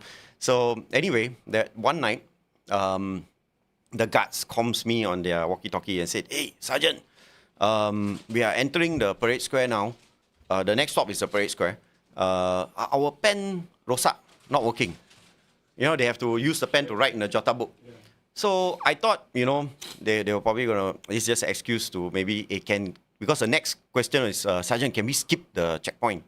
Can we come back to the guard room to get a new pen or something? So I said, okay, never mind. No, y'all continue, and I will see y'all at the parade square, okay, before y'all enter there. And so before I left the guard room, I took a pen from the table, the guardcom table. I tested it, work, and I had my own pen with me. So I had two pens. And I went down to the parade square. I saw the two soldiers entering into the parade square. And from the side that they enter into the parade square, that duty itself, that timing, they were supposed to switch off the floodlights. So there was two floodlights on either end of the parade square, where these soldiers come in from that side of the parade square. They're supposed to switch off one of the floodlight. And these floodlights have got a really huge switch, like a lever, where you have to clunk up or clunk down, And if you switch it off, I think it goes off quite fast. But if you switch it on, it takes time to warm up. Like you slowly, and then take a few minutes to become like fully bright. So these two soldiers, they had to switch off the lights, because it was at that time we had to switch off. So when they came into the parade square, I saw them switch off the first floodlight. Okay, and then they came towards me, and I was close to that checkpoint with my pen ready lah. So the three of us then entered the checkpoint area. We took the book, and then they started to write on the book. And then they looked at me and said, "You know what?" They wrote using the pen that I brought. Okay, no ink. Okay, no ink. Then they looked at me, "Sergeant, no ink." Okay, another one. I got another one. Lucky I got bring two. Thinking soldier. And it's my own pen. So, okay, this one. Then they use that. "Sergeant, no ink." Second pen also no ink. So then I'm like, okay, now I look at the book. I take the book. Then I flip through all the pages. From the first page to the last, there is no ink. But it's like scratched in. Like soldiers probably tried to write in, got like marking lah, but no ink. And now it's like up to the middle of the book already. People have been filling up with no ink. So then they look at me and, you know, all of us are scared lah at that moment. So I say, okay, never mind, let's go back. The next stop is the guard room already. The end of the first half.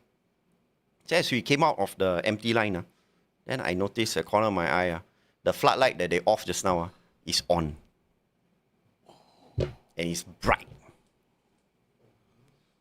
Okay, I saw that at the corner of my eye. I hope they didn't see. I tried to walk away. They stopped me. One of the soldiers say, Sergeant. I say, what? The light still on. So now this time I go there and I clung it's hard to, you know, it's like a big lever, like a stick. Boom, clung the thing. Okay, off. Then we off the other one also before we left. Now we're walking back to the guard room, all very scared. So I thought, okay, if they continue in the second half, right, they confirm going to go somewhere and sleep and not do, because second half is the more scarier part. Where the SOC ground is, the colonial buildings are, HQ infantry currently is there. So I thought, wow, if they continue second half, maybe they won't go lah, they won't walk lah. So I thought, okay, this is now my chance, because guard commander don't do patrol. You know, just assign people, they go out, they count the rounds and make sure the rounds come back, got no mark on the round or what, you know. So I say, okay, now it's my chance. I want to see something myself. Spartan, different. I got 2 more soldiers with me. I'm not going to see alone. So I got backup. He's not 300, he's 3 only. Three people. So, and then also, you know, we were very confident with the SAF, the beret, and then, you know, the emblem, the crest being blessed by all the religions. So I make sure I wear very nice and all. Okay, let's go. Okay, we go. So as I was approaching the SOC ground, I heard from the stories that, you know, they would see her lah. Chick, what you call her? Puan? Susie. Susie. You'll see Susie on the Jacob's ladder. Okay? Or on the tree close to the Jacob's ladder. So I wanted to see lah. And nothing to be afraid. I got 2 more soldiers behind me. 3 of us. Susie alone only. Correct. So as I was walking, I was hoping to look up and see. But then as we approached the SOC ground, I found myself looking down on the ground. And I found that I was starting to walk a bit faster. The quick pace turned into a jog. And then next thing you know, all 3 soldiers were jogging and running, and then we were out of breath. We did the SOC ground.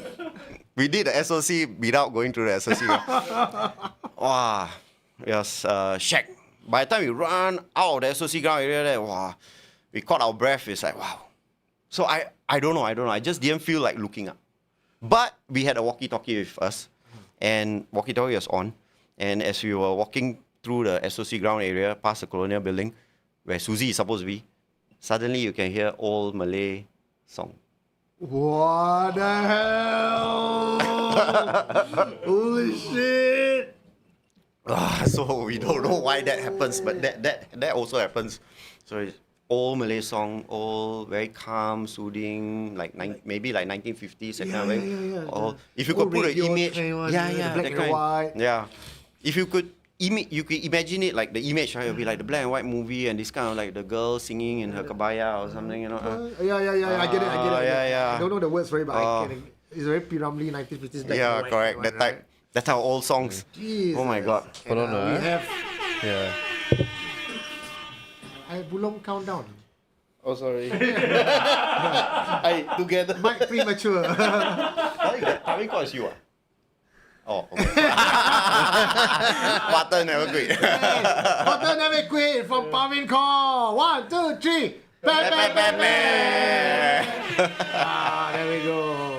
Okay, one of them asked what's a Jacob's ladder. So Jacob's ladder is like a pyramid. Would you say a pyramid looking? A mix of logs, and then it goes upwards. So with a gaps in between the logs. Climb up, then you climb down, that sort of thing. Yeah. My screen that's went missing. Someone was asking you, are you from 10 Mono? Oh yeah. Okay, so I'm not from I was there during the 10 Mono. Oh, who is that from 10 Mono? I mean, who? Jungle Head is from 10 Mono. Also 10 Mono. Bravo company. Okay. Tariasha Chai. That is Parin's sister lah. Oh, Tarish. Hello. Uh-huh. Hey, how you doing? Eugene, mana dapat cap? Tampines 1, level 2. Level 2 ah. So Jungle Head, I mean Bravo Company, you would know. Okay, so my batch, we were the commanders that came in to replenish. So we didn't go to Brunei. We escaped Brunei. So my batchmates were Mark Wee, Sentil. Yeah, they went to Bravo. Someone also say you look like Gamit Sen. Really? Bengawan Solo. Is it? Bengawan Solo. Lai, 出国掉，做鬼 what? Oh, same unit. Yes, same unit. Okay, cool. Support. Oh, you support quay. Okay. Oh, interesting. That means you Pioneer. What else is there? Mota. Maybe. Jungle Okay. Head kena stolen by Suzy long time ago. That was his nickname for longest time. Jungle Head stolen by Miss P. Oh. But now no more already. So now he shot to Jungle Head. So maybe he found it already. Okay. Hi, say I late. Michael Tay from Perth. No, here, Jacob Ladder. Jacob Ladder. Correct. Jacob Ladder. That's one. Okay, Yeah. back to the show. The funny thing is, soldiers can drop off the thing. Like if you're not supposed to stand on the topmost log with 2 feet. Oh, I was talking about Right, it. Of course, yeah, you cannot balance. Yeah, You got to it's keep not- moving. Keep moving. The secret to Jacob's Ladder is you got to take one step at a time, use momentum to push yourself forward. The minute you stop to one step, you end up becoming the boys to men guy lah. The Malay fellow who fell down. Oh. Right, the one he very scared, right? Scared of heights, yeah. I think SOC, none of the. I mean, that's for me lah. I enjoyed my army life. The opposite of you, I volunteer for every fuck thing. Even the last day of means I did not have to clock in any more miles or any more points, right? On the last day, I think, or second last day, they had the reverse SOC challenge. And they said anybody home, take part lah. So I put up my hand. So your last one is the ramp. You have to started off on the ramp first. So you run all the way down. Yeah. Then is the because the last one you have to run off the ramp and jump down, right? Correct. Yeah. You climb up Climb up the ramp. and then you run down. So you Oh my reverse God. do SOC backwards. Can climb on that one? Can It's Got like the a barbed low wire wall below lah. You got the barbed wire below, so you have to Oh. run and jump, and you pull yourself. And pull so yourself. You don't touch the barbed wire. Wow, you very on it. Wow. Wow, you must be very Gutsman, ready to strike. No, I driver only, driver. Last to leave, earliest to be there. Oh, you were scout platoon Bravo team commander. Okay. Wow, scout. No wonder lah, jungle hat. Scouts wear jungle hat, man. Right, Yeah. I would have guessed lah, scouts lah. Yeah. My friend he's a driver also like Mike. Like he's a driver in commando. So every time he meet up with girls, he says, a commando driver. Then they all, wow, commando diver. Then Diver. Wow. He never correct them. I got a question. Commando driver red berry also or different color? Wait, hold on, try to remember. Yes, red I don't know. Okay, I don't know about driver, but my friend, he storeman at SOF, right? He also got their red color beret. He also got their color beret also. So that's how you can cheat young girls lah. Kelvin is asking, Eugene, Lakhveer, any ex-girlfriend scarier than any girl you dated? Any ex-girlfriend scarier than any girl you dated? Anyway, this Kelvin is Parin's brother-in-law. Tarisha's husband. So yeah, that's why you see the Malaysian ringgit also come from Tarisha. Okay, Malaysian divide by 3. 100. It's a lot, Hey, 1, 2, 3. Walao. Hey, usually now you all do don't have the thing anymore. Huh? Or you scared have to pay GST?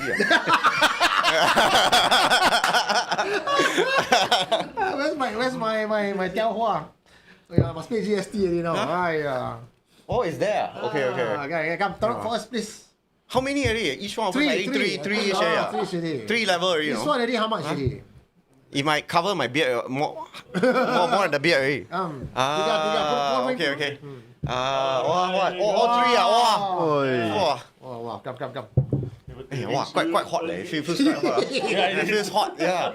I mean, your beard isn't your chin always hot? No, actually not. The funny thing about the beard is, actually, if you run, so Parvin, no, I'm not gonna let you run your hands, fingers through my beard. Not on camera. Yeah, but only my girlfriend can do that. So but it's quite cooling inside. It's like if it's hot outside, here it's like got a microclimate. Oh. Inside here cooling. I don't know. My Chinese. If outside is hot, if outside cold, then inside here like warm. Wow. So it's like reverse. Well, that's good, man. Yeah, That's not bad, huh? Shit, like how to get, You take some of this whiskey, you touch. Yeah. No lah, you Rub did it different in, lah. massage it His in. genetics in terms of old civilization, right? He was the warrior that go out and fight people. Huh? Old civilization. Yeah lah, the genetics you are the go out fight people. We are the sell noodle behind the wall. Cliche one. Cannot grow. So no, but genetically, I'm a Rojak. Because where my ancestors were in Punjab, in India, that is the entry point of every invader that invaded the subcontinent. So you had Alexander's army, you had Mongols, Mughals, and Iranians, Afghans, everyone come through that one. Do you go do your DNA check? Oh, I should do, Right. Yeah. And find out where the hell am I from. You got 6% Iranian. Jungle hair, 69. Okay, 1, 2, 3. Clap. Oh, We don't get pepper. Alamak. Okay. Our Brunei trip got lots of strange stories and plenty of helivac. Helicasavac until Karen Defense Minister, who was our 9th Div Commander, then fly to Brunei to see us. Oh, yeah. Jungle hair. Yeah. You know what you need to do? You need to come on the show. Yes, correct. Yeah. Hey, Jungle Head, you got to come and tell all the Brunei stories. I didn't do Brunei. I was the batch that came in after you guys come back from Brunei. How come you didn't get it? You're not supposed to do, or you missed the thing? No, because so when I passed out of CISPAC, my batch went and formed the new TUSA. Like the new mono intake there. Okay. So for us, we were the people topping up those attrition. Okay. Those commanders that drop out or whatever. Paika Paichu. Then we top up. So we skip Brunei. Oh, Michael T from Perth. 1, 2, 3. Plus. Hey, say must cover. Must put one more layer. No, come on, one more. One more flower. Got one more flower. Plus 9% GST. Aim to. That's why it's $10.90. Let me do it for you, sir. Hey, thank you. Okay. And hopefully one day Jungle Head can come here and also tell the Brunei stories. You got to. And then maybe I will recognize him. I see the face. Maybe a scout commander. Yeah. They were probably bump into each other before. Probably in the jungle where they say, okay, guys, we already scout the route for y'all. They put this small xylem straw. Xylem straw. Where they will make using the pipe cleaner. Then there was some straw, plastic straw. Then they'll inject with the the illum. Cool. Then the scouts will go and put or I think scouts or the company recce team or something that works under the supervision of the scouts. Then we will follow that one. Last time, if based on the photo that you sent us, I think no one can recognize you. Can your boys recognize you when they bump to you on the street? I don't know. I haven't Because bumped. the photo that you showed us just now, and the photo that we see now is, I will not be able to tell. So which one you prefer? This one, right? Yeah. So people who knew me before I had the beard, Yeah. they say no, and then now they see me a beard. No, cut off the beard. But then people who known me when I had the beard, like you, and Parvin, love the beard. I think the beard is cool. I mean, you maintain it very well. It's not like as if you all over. It's very nice. No, there's a lot of effort and right? investment that goes into I this can also, imagine, because I can imagine. I botak on top. So no need to spend money on shampoo. Then all the money, all beard oil, beard comb. Fair enough. So what I normally tell people, probably like you, right, is that a good main character doesn't need a supporting cast. Wow. Solo. Why so? Just. Just. Yeah, but lucky I still got my hair lah. So. All right. Mike, you look very youthful. Huh? You look very youthful. Eh? Yeah. A lot of collagen in your skin. No lah, the fat stretch away. The fat is a natural Botox. When you have the luxury to look at super yacht for 20 million. Oh, yeah. Zheng already. My superpower, producing aircon toilet wherever I go. Alright, okay. No, so- but Mike, just now you were telling a story about you in your bunk, and then everyone went for nights off, or they went back home, right? Yeah. So you're alone in the bunk. So I have a similar story to that. Oh. So that was during my NS days as well, active NS days. So a bit different. Yours was during your in-camp, right? Yeah, right. Yeah. So mine, Salarang camp, the nearest nights off place is Changi Village. At that time, still got the bapos standing around at the car park. Yeah. Yeah. So, sometimes you walk there, then Bapo will hold your hand and pull you away from your group of friends. So there was one night that I didn't go for nights off. So I was alone in my bunk. And my bunk was right at the end of the corridor. That means right next to us was the staircase. And then on the other side is the rest of the bunks. Okay. And I think it was like 9 or 10 p.m. So I was alone in the bunk. I off the light and I was going to sleep. My bed was the one right next to the door. Like there's a small walkway after the door of the bunk. And then the very first bed you see on the right hand side is mine. Then on the left hand side is all wall. Okay, so I'm the first one. So at that time, I think there was this SAF rule that say that you cannot bring charger. Handphone charger into bunk. You know, it's like if you are stealing army's electricity the or something like that. Resources. Yeah. So not allowed to have a charger, and so we impose these rules on the men. But as commanders, we got some leeway lah. Some benefits lah. So we had chargers in the commander's bunk. Okay, we all had, and then there was a time when chargers went missing in the commander's bunk, getting stolen. Okay, so we suspect maybe because the men cannot bring in charger, they might have come into the commander's bunk and stolen the chargers lah. That was that time. Okay, so that night I was sleeping it was 9-10 p.m. No one else in the bunk. I off the light. I was sleeping. My back facing the door. Yeah, and then I heard the door open. Open. Okay, and then it felt like maybe someone came in, and then after a while the door creaked back close. Okay, I'm not asleep yet. I'm just like lying down in my bed, like my back facing 9-10 p.m. Haven't fallen asleep. So I thought the first thing in my mind is, oh my God, maybe it was someone that came in and tried to steal the chargers. Yeah. Okay, I jumped out of the bed and I went to the door, opened the door and hoping to catch someone running up and down the corridor, because you can see we are right at the end of the corridor. You can see anyone along the whole stretch of the corridor. I looked out and there was no one. And there is when I started to get goosebumps. I'm like, oh. Yeah. There's Terrence outside. You want to bring him in? He's shaking around. I'm not sure what he's doing. Doing some tai chi thing. What about? Terrence, you want to come in? Maybe Lakhveer found a jungle hat on the ground. Hey, jungle hats were very cool because the rest of us cannot wear jungle hat. We only wear helmet or jockey cap. The jungle hats were really, really cool stuff. Yeah. So, As a driver, I did.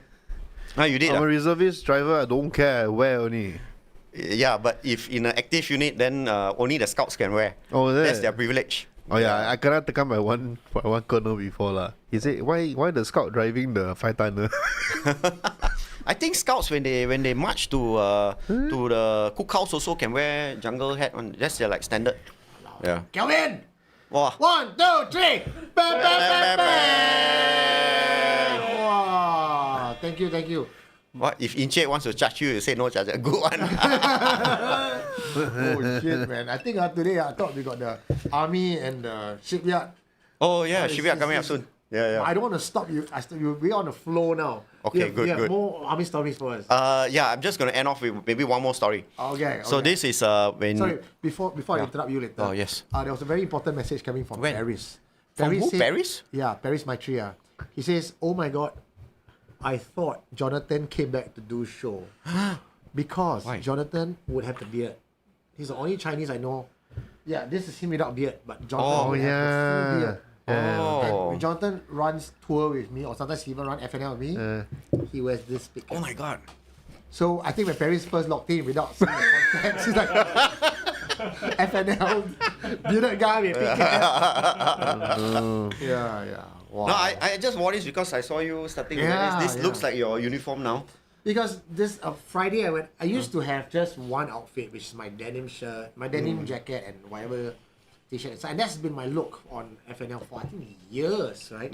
So I then decided that okay, because Tuesday housekeeping, which is right now, props to the boys, is climbing up in terms of viewership, almost on par with Friday Night Live. Oh wow, nice. Like we have 5,000 plus on housekeeping, and even my son and a lot of the Gen Zs who says, we don't watch FNL, but we know SC through housekeeping. Oh. So good job, boys. Thank you. So I felt that because of dynamics of housekeeping on Tuesday and dynamics of FNL is different. Visually, there should be a contrast, right? Yes. And so at first I retained my whole jacket and beanie thing on Tuesday. So what do I have to wear on a Friday? And so I thought, as a throwback and homage to John, because John wears both beanie and picket. Oh. Yeah, so now I wear one beanie on Tuesday, the paperboy hat on Friday, and when you wear the paperboy hat, you cannot wear with the denim jacket. It just doesn't go well. Yeah, together. doesn't. Yeah. So then everything else the changes. whole Yes. suit, yes. Okay. Oh, next time wear jungle hat when talking about army stories. When if jungle hat comes on the show, we will all wear Yes, jungle we'll hat. all wear Yes. jungle hat. Okay. Okay, so one last army story, Yes, okay? please. Yeah. This one I have to rewind back a bit. Before I went to Sixer, so I was in Tekong, BMT. And my BMT was in Ninja Company. Nice. Ninja is connected to Orion Company. This is in Ubin. Ubin. Tekong. Okay. Tekong. So, yeah. And so when I was in Ninja Company, Orion was empty. Okay, at that time, and it was connected, I think, on the second or third floor, and there's a chin-up bar and something down there also. So anyway, in my bunk, back then, I know things are different now, but back then it was a single bed, and then we had 12 people in one bunk, 6 on each side. Dunlop mattress. Maybe Dunlop mattress, Right? yeah. Those days, the thick one. The thick ones. There's no double decker. No double decker, single bed, and then each bed had the your metal cabinet lah, and then you got your shoe cabinet at the front of the foot of your bed, something like that. And then in the middle of the room you had a table. King coil, sorry, not Dunlop. King coil. Yes. Oh, Okay. okay, good middle stuff. room, the table. Yeah, middle room you had a table, and then you had some chairs tucked into the table. And then at that time, there was no internet or there was no smartphones. I still remember at that time my father gave me a huge Ericsson phone with an antenna. 388. Huh? Ericsson 388. Ericsson, and then the Ericsson phone itself was like this big, and then plus the antenna another this big, so this long. It took up the space of one of the side pocket of the the army bag. Got two side pockets, right? One side pocket is just for phone. That's how big it was. Yeah. Oh, is it near PS1? the medical center for your ninja coin? No, I don't think so. Kachao Raja wants to go sleep but cannot let this life go. Yeah. Tahan. Half an hour more, we finish already. They can go sleep after that. Yeah, so Ninja Koi was next to, I think, some basketball court. And then opposite us, we could see Leopard Company. Leopard Company at that time, I think, was the White Horse Company. Oh. So we could see them booking out earlier than us. It's like, hey, when our turn? Oh, they indent ferry for them earlier than us. We have to wait later on. So, okay, so I was in my bunk. And this, I think, was in the early part of BMT. We were all away from home, away from family. 2 weeks cannot go home, that kind of nonsense. And then, physically you're being broken down with push-ups and all this kind of stuff. So I guess, most of us soldiers, we were at our low point, physically, mentally, and whatever, and girlfriends out there dating other boys and all this. So your mind is Looking there out, and all see that. my girlfriend, saw her with Another man, broken heart, back to army with my rifle and my body and me. I'm just. So I still remember this book out, right? We had a book out. It was on Good Friday, and Good Friday is a holiday. And you know, when you book out of BMT, you do nothing except go home and sleep, and eat mummy's food. Yeah.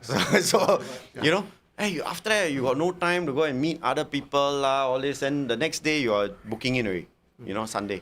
So this one we book out on Friday, and we had to book in. I think on the same night. We book out Thursday night. We had to booking back Friday night. 2359. 2359, that kind of thing. Then Saturday was our first time range. Oh. First time like going out there, go shoot. Yeah. And it was M16, I think, at that time, BMT. M16 was easier to shoot. Because the iron sight, you align, at 400 meter, you just cover the target. You just pull, sure hit. Sure hit. Yeah. But with SAR 21, you got the circle and the dot. Yeah. Then as you breathe, you see the thing go up and down, you don't dare squeeze. Because you see so much movement. So ours BMT M16. So we're quite excited. And because we went back home to sleep, so a lot of us come back to camp, cannot sleep. You spend the whole day already outside sleeping, you come back, you want to sleep, cannot sleep. So that night I still remember, because the next day was range, so we were all quite excited to first range. Yeah. So then some of us pulled the chair from the middle of the room, the table, pull the chair next to our bed, put our uniform there, whatever we want to, like tomorrow just get ready, put on and then go. So I still remember I was sleeping at night, and then I woke up. Okay, I don't know what time I woke up. Okay, I woke up, I sat up on my bed, and then I saw someone sitting down on one of those chairs where the table is in the center. Okay, looking towards me. Dark. I can't see the eyes. Okay, but from the light, from the moonlight coming in from the windows on my right hand side, you can see like his shape lah. Okay, and it looked like one of us because we were all botak at that time. Okay. And then at night, because we sleep with the fan on, there's no aircon. Is there aircon bunks now? No, there's no aircon bunks, right? Still no aircon bunks? No. No aircon bunks, right? So still with fan. So our time fan also. And so we will sleep bare-bodied one, like just with the shorts on and, that kind of stuff. This guy also looked like he was bare-bodied, botak. Okay? And it looked like he was looking towards me. And I'm sitting down on my bed.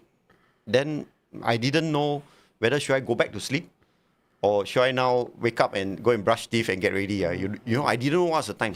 I didn't have my watch. I looked at it. It looked like one of us, but except it was dark, and then because it was dark, okay, and then it had the outline, looked like botak, same like us, like bare-bodied. Yeah. And then I felt the urge to ask, hey, what's the time? Because I want to know whether I felt the urge like, I never wear a watch. Hey, what's the time? Should I go and start to get ready? I'll go brush teeth or still can sleep? Yeah, I just look. Then after that, I just felt like, no, better don't ask. Don't care. Just go back sleep. So I went back sleep. Okay? I didn't feel anything suspicious. Okay? Because that looked like one of us. Yeah. Whether it's from the other bunk, come to our bunk, whatever nonsense, we don't know. Because at that point in time, it's a human. It's a human. It's like looking thought towards... of hantu, nothing at all. Okay. Nothing. Then the next day, we were all going to range. All sit down at the back of the 5-tonner. Then a lot of them gossiping, talking. By the time I come to me, someone asked me, my buddy asked me, hey, you got see something last night? I'm like, what? See what? And it's like, no, there was someone else or something else in our bunk. Then I'm like, no. What do you mean? Then by the time the story come out, so the story was, everyone saw that thing or that person in different parts of the bunk. That thing was moving. Okay? And the guy next to me, he's my buddy. My buddy has a guy next to him. He woke up to see this person or this thing looking down at my buddy. Next to him. And my buddy was the one that pulled the chair from the table. So after that, a lot of SOP, was established in my life. Don't bring an empty chair put next to your bed. And also another thing was since that incident, right, I've always worn a watch. If I'm not at home, if I'm not sleeping at home, anywhere, any hotel, I wear a watch. Wow, that thing really traumatized you. I mean, besides wearing a watch, there's really other things that you can wear. And one of the things that you should wear. Your love bracelet. Love and light bracelet. Never leave home without it. $28.80. Let us know whether you want to get it or not on supernaturalconfessions.com or call 988-698-859. Oh, someone talk about Orion. What? Saw a figure of someone walking on the ninja block. Oh, yeah. So there was a lot of sus. Nah, I use the word sus because nowadays the lingo. Not our generation, but we have to adapt. Our time was what? Dodgy. Dodgy and all this. So yeah, there was something actually, I believe something between Orion and Ninja moving around. Safwan is asking uniform. I don't think he was wearing uniform. No. He was wearing like shorts and bare body and just botak. It was a bare-bodied top. Can't see what he's wearing below because the table is blocking. He's on the other side of the table. So yeah. Pajan Kaur Hadia Singh is Parin's mother. Oh wow, she Welcome, represents. She's now a Okay. member of the SC community. Your mama. Oh, hello auntie. Okay, so Daryl asked which platoon, which section. So I was platoon 3, section 1. So I was closest to the toilet, closest to the staircase. Yeah. That view is asking. Yeah, to the bracelet works, but do Melvin? On net. Do Melvin or Ned have it? Mike? Because Melvin Martin and or I Ned? have it. Mike and Ned don't have it. So we got to take care of them. But Ned's birthday coming soon. Mike's birthday coming soon too. Yeah, Oh! 1, 2, 3. Hello auntie. Thank you very much. Hello, auntie. Parin's mother. To me. Almost there. Hey, ask you your ninja company, right? The CEO was it the commando at the time? Yes. The CEO of BMTC at that time was a commando. No, your company. No, my company was an infantry guy. Funny infantry guy. I see. But the CEO at the time, BMTC School 2, was the one that took part in the SQ hijack. The one that killed Hey, the very familiar. terrorists. What's his name again? He was a legend, I tell you. When we see him walking, we're like, wow, that's the one that shot dead terrorists. This is the one. He's This a guy, man, this guy got body count. Yeah. 1. Yeah. Okay. Wow. Yeah, man. Lakhveer, I got to tell you, man. The way you describe your stories, the way you paint the settings for us, and how eloquent you are, it's kick-ass. Like I don't know about the audience. I think the audience are nodding along with that. We are being so No, this is immersed. actually thanks to Alcohol intelligence. the 18-year Johnny. Awesome. Johnny W. No, but it also helps that a lot of the people who are watching here got Ninja Company people, got Jungle Head from Sixer, Salarang Camp. Yeah. So I served as driver there also for a while. In Salarang Camp. No, in Tekong. Oh. Yeah. Oh, he got story. So Daryl was saying my company from Ninja Koi was a commando too, Mike. I mean, correct. Maybe should be the same. Oh. Should be the same. Should be the same. So Yeah. your batch No, it's not my batch. So I was Captain Tang. I think so. I can't remember already. Don't know But- what captain. Yeah. When I was driver, I was serving that particular company as part of my detail lah. Then it was regular for me lah to help them. So there was this sign on the wall. For Ninja Company, some black Ninja figure, company. right? Yeah, no, not black figure. Say like if you see a boy during this period, just ignore him. Huh? Oh. There was a sign? Yeah, there is like a thing. Yeah, so every odd batch, right? Like the batch got odd even number, right? Every time odd batch, odd number batch, right? The boy will apparently come and disturb the guys in the company line. Yeah. You never get to go army. See what you miss out. Yeah. But I think now ladies can go for the volunteer thing, right? Can volunteer. I tell you, Natasha was here. She's like, "Yo, I want to do army also. I want to see all these girls." Yes, Safwan, yeah, correct. His But boy can you and grandma. imagine how our girls would turn up if they did army? yeah, they wouldn't be doing the same one anyway. They will not be grumbling. Maybe they're okay more with food because of the food that we eat in army. Just the guy just every meat is grey in color. You don't know what. You see? I love army food, you know. I like sucker. You see this for army panda, food. panda, Yeah, panda bamboo. The small boy appeared on the cupboard opposite my bed. wow, panda. What small boy? Okay. Because there's one legend in Tekong about a small boy and a grandma who will go around from bunk to bunk, and then if you're not sleeping, the boy will tell the grandma, "Amma, he's not sleeping." Oh. But I thought that was just a scare tactic by the commanders to make him them sleep. Yeah. But I heard the story from not the current school, it's the previous school. Oh. Lo Yang Po, yeah, Colonel Lo Yang Po was the commando. Oh. Yes. Correct, yes. I think my Tekong batch was later lah. By the time we arrived, it was another person already. But he was still around. Oh. We we recruit, we don't interact with commander lah, but you see him walking, you're like, phew. Then we know the story behind him. This bro has a body walk, count. The walk is he walks in a certain way. He's got that.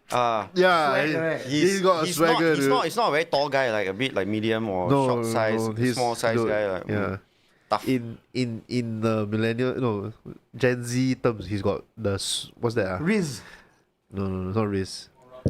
Aura. Aura. Yeah, he farmed that aura forever I already. gotta let you know.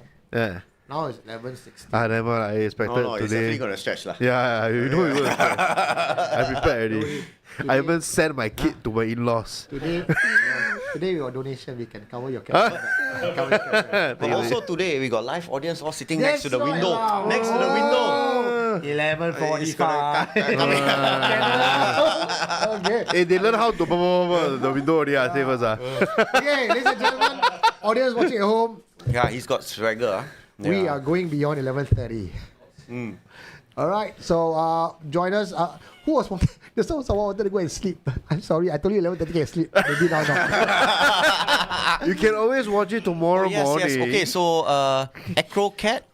Arrowcat said, yeah, Ninja got people jump on before. Yes. Wow. Yeah. Yeah, dude, Ninja, I feel like is one of the a lot of problem block. The funny thing is, the logo of the N company. So Ninja is N company. Yeah. The logo, right? The design of it has got a black figure next to the N. Ninja. Like, whose idea was that? It's a ninja. I mean, what letter and animal can it be or what? Cannot be animal, what? Yeah, they use human, right? Like use you. Knew it. No, Newton. Hey, okay, 1, 2, 3. Wow. Lakhveer is a natural storyteller. Consider making Thank a you. permanent host. Thank you, Shaktish My liver Vijayan. cannot take it, Satish. Every Permanent host, time that's it. Okay, so I only told Eugene I was going to come onto Friday Night Live today morning. Yeah. I think like 9 a.m. And then he put me in this temporary group chat, and then most of the comment was like, "Oh, my liver is not going to be able to take it lah, because luck drinks lah, so everyone have to drink." Like before he was on the show, when he's an audience here, we already drink last week. Last week, you all left early, right? I was here. Yeah, we ran. I don't know how I got home.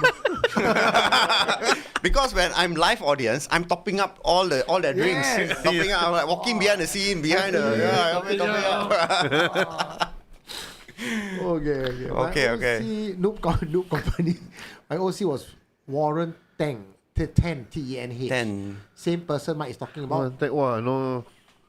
Ninja Block, that cluster got one staircase forever dammed up even during the day. Yeah. So that staircase is right next to my bunk, section 1. It's crazy, I tell you. Ninja is... Okay, so my bunk had 12 guys. Had 12 beds. Yeah? 6 on each side. But only 11 guys. One empty bed. Then once in a while, some joker in the bunk will decide to go and sleep on that bed. For whatever reason, I will go and sleep on the bed. I would do that empty also, bed, honestly. And whoever slept on the bed, next day, fall sick until chalak, fall off Jacob's ladder. That kind of nonsense. Some weird thing will happen on... Out of course lah and all this. Wow. It's same for my bunk as well. So this bed, right, is always broken. So they decided to set it up. For whatever reason, they didn't want to have like the extra bed for whatever reason. Yeah. So what happened was that one night I woke up and I saw a lady sitting on the bed, staring down at my friend. So I did what the first rule lah. Just Ignore. Then I thought it was me being tired, right? But then the next day I spoke to my friend. Then he said, I cannot sleep. Then I asked him why. Then he said, there's a person on the bed looking at me every night. Look at you or look at him? Looking at him. Oh. Yeah. Oh. Do you want ice or not? For your... You know, another thing is, in BMT we all botak. Ah. But somehow some beds will have long strands hair. of hair. Long Oh. hair. It's like, I why cannot is explain the long that. strands Let me of hair? debunk this. Let me debunk this. Oh! Oh, okay. It's just people who book out, right? The bags and their whatever uniform will collect long hair. Then it just So before they book in, girlfriend hug them, then some of the hair yeah came back lah. So he told me the hair was on my bed because the last few nights, right, we all had to stay before we book up for our final march off, right? We were going out already because we're leaving Tekong already, right? There was one long strand of hair, like really straight, like somebody put it there. That one different. That one different. Straight, long hair. That one different. I know. This girl went for rebonding. The auntie and the canteen. The wind blow her hair, then the hair fly, and land on your bed. The leopard print lady. Leopard print auntie. So Aerocat said what? No lah, new bedsheet also kena the hair. I think the hair. Right? Pasir Laba camp, that one different. I was in Pasir Laba camp for Suspect. I was in Suspect. You suspect? But yours, I think Mine you was on after me. Tekong. Because you know who's the motherfucker who shifted every shit to Tekong? Me.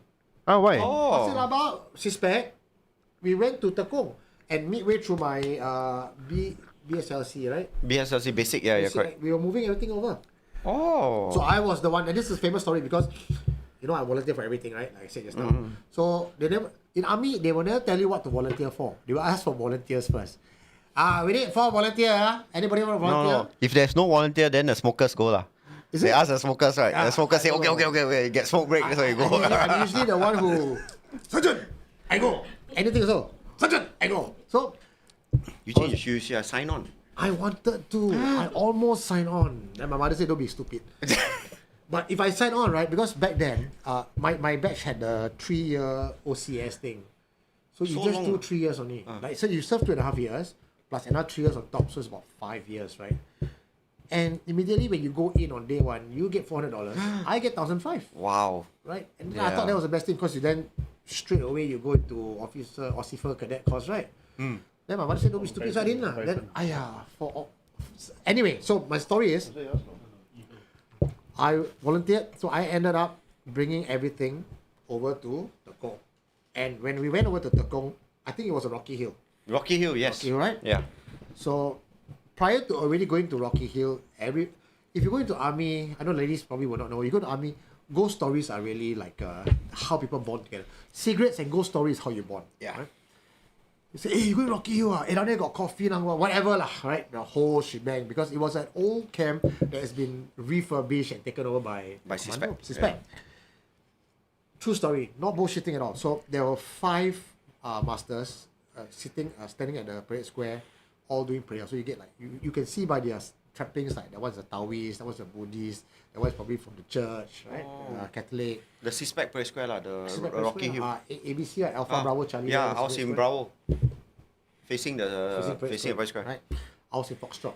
So my Foxtrot Oh, a is bit at the further end, down. facing Yeah, the yeah. hill. So my job. You had one commander called Michael Romano. Is it Michael Romano? Something Romano. Because his brother was Elvin Romano, my commander. Oh, I don't remember that. I think it was So Chiker or something. Fucker is So just, Chaika also sounds very familiar. Yeah. Fucker's insane one. Insane. So that her name is Solan Chiker. White hair one, but probably retired. The white demon. I Then, think he came over to Bravo after that. fucker, that guy is insane. Insane. How long did you guys go army, yeah? You cannot punish, you hold M16 right last time. Stay in parade square, just hold that, you hold hand. Your hand go down, cannot fuck. So you confirm your hand go down lah. But anyway, they give you hope. That's the thing. He gives you hope. If your hand not go down, you will don't have to do push up. But the hand will sure go down. What? Sure. Then you do push-up, then you hold the rifle again. How? After you do push-up, you cannot hold the rifle anymore. Yeah. So Sure go down. But he doesn't tell you that he gives you hope. Hope? Yeah. Cycle. So anyway, so I was following the Taoist guy. So I was the guy who carried the bag of rice. And he will go with a bell, ning, ning, ning, ning, ning, take, throw. They say, 哎呦，这边啊很脏啊，这边很脏啊。So Bravo, the arm squad, wow, 很脏啊, throw extra rice. Right? So I was very Because happy. behind Bravo is the road leading up into the jungle.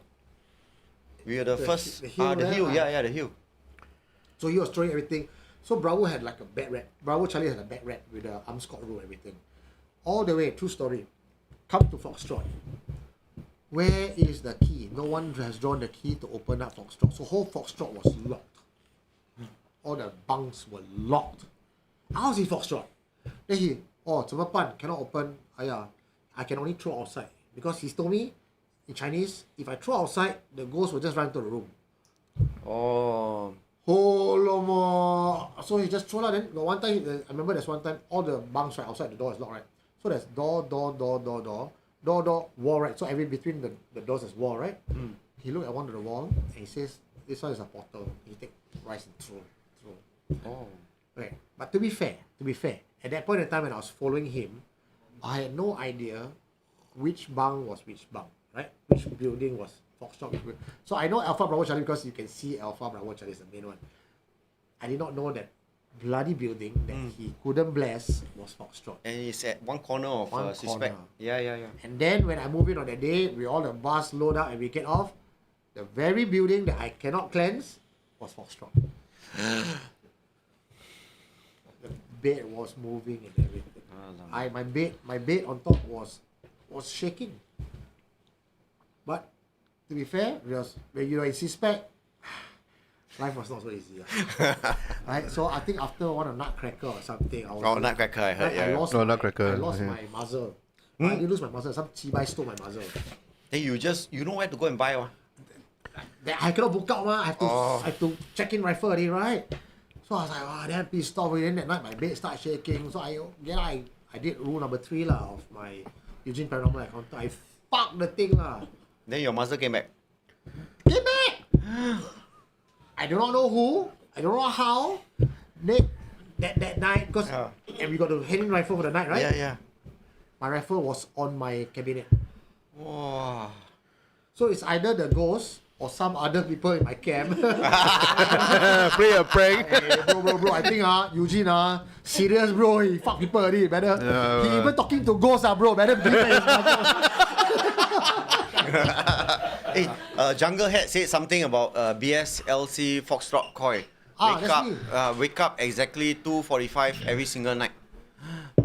Until post out to 6. I mean, he also in Foxtrot, what? Yeah, BSLC. yeah, Foxtrot. Yeah, that same If he's building. your batch, then he's probably No, after me. he's not my batch. He's earlier than me. Earlier than you is about my time, because you and me were a few years different. I'm 1983. I 79, 4 years. No, a few, many years. Okay. Alright. I was in Pasir Laba before Suspect moved in. So then I think Suspect moved out. Then he was in Pasir Laba. Then Yeah. Suspect moved back in again. So the Suspect moved that Sergeant Rocky from Tekong, the Sergeant Rocky, the one statue on top of the rock, and he's standing there with the hand like that. Oh, I don't know. Have one commander with one hand on the rifle, one like that. That's Sergeant Rocky. So did that also move to Pasir Laba? I do not know which camp, right? I think this might be one of the camp. Guys, if you're out there, remind me. So I know that they were trying to do this to psych up the man in us, right? It's the father, the protector, But imagine this statue, right? It was a rock statue. In front of the statue were army men holding a rifle like that. Very fierce. With the Singapore flag. Singapore flag. Right? Yeah. If you walk behind the statue, Got something else behind, yeah. there is Family. a woman, a child, and a man in a briefcase walking towards it. I think Jurong Camp. Jurong Camp? Jurong Camp 2 or something. Jurong Camp 2, right? ICT or something, yeah. ITI. ITI. Infantry Training Institute. When I look at that, right, you know what I think of? When the men go to war, there's another fucker coming to me. I look at that. They're suspicious looking fucking statue, man. Yeah. Anyway, Okay, it's 11 fucking 30. This is where Still can. we are going on. Because you know what, you talk about ITI, and ITI is where I think a lot of us infantry will go there to do our in-camp. So I think a lot of people, when you do your SOC and then when you do your IPPT, your 2.4 and all, you run in front of that statue. Yes. Okay? And then now you got to walk behind that statue and then you see the woman and the kid and that one, See, when the husband go reservist, another man come to the house. Hey, you all need to recreate a statue for that. I have a story about a statue in Nisun Camp. Come, Mike. Mike, talk to Mike's mic. So in front of the White House, right? There is a bugler, a statue of a bugler. You know, with the horn. Yeah. Okay. So it's like newly placed like within the last 10 years. Okay, when I was around, when I was in the camp. Yeah. And then if you drive from below the hill, right, you can see that the bugler is actually facing out on the hill. On some nights, right, some of my friends who do guard duty, they will see the bugler change position. But if you were to go to the statue, right, it's like screw down to the ground. Sorry, to the post. Yeah. So that's in the White House. In Nisun. I don't know, but at ITI in Jurong Camp, right, my scariest encounter was with Stephen Lim. Stephen Lim. Stephen Lim was with you there? The underwear incident was somewhere there. I still remember when he pulled down the plastic bag from his balls. It was green, and that smell is not something you can ever forget. Yeah. Well, we're going to get Stephen Lim for Natasha's birthday. Okay, so So we just got reminded by Shaktish Vijayan. I feel like we are forgetting the shipyard stories. So no, that's why we're doing the shipyard stories. So right now we do the shipyard stories. Correct. Okay. So okay. Do we go for toilet break? Toilet break. Toilet break. We come back after that. Yeah. Okay. Who needs to be? Terrence, where's your drink? Terrence, drink up. Okay, we take the 5 minutes to go on. Everyone top up drink. And when we come back, we'll talk about the shipyard stories. Yes. Stay tuned. But ladies and gentlemen, if you cannot stay up late, you can always watch it on rerun tomorrow.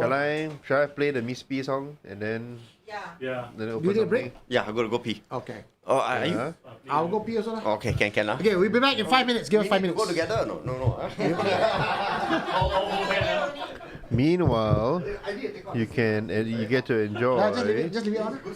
the Okay. Miss P. Okay, here we go. All right. Okay, guys, we'll be back in 5 minutes. Enjoy this.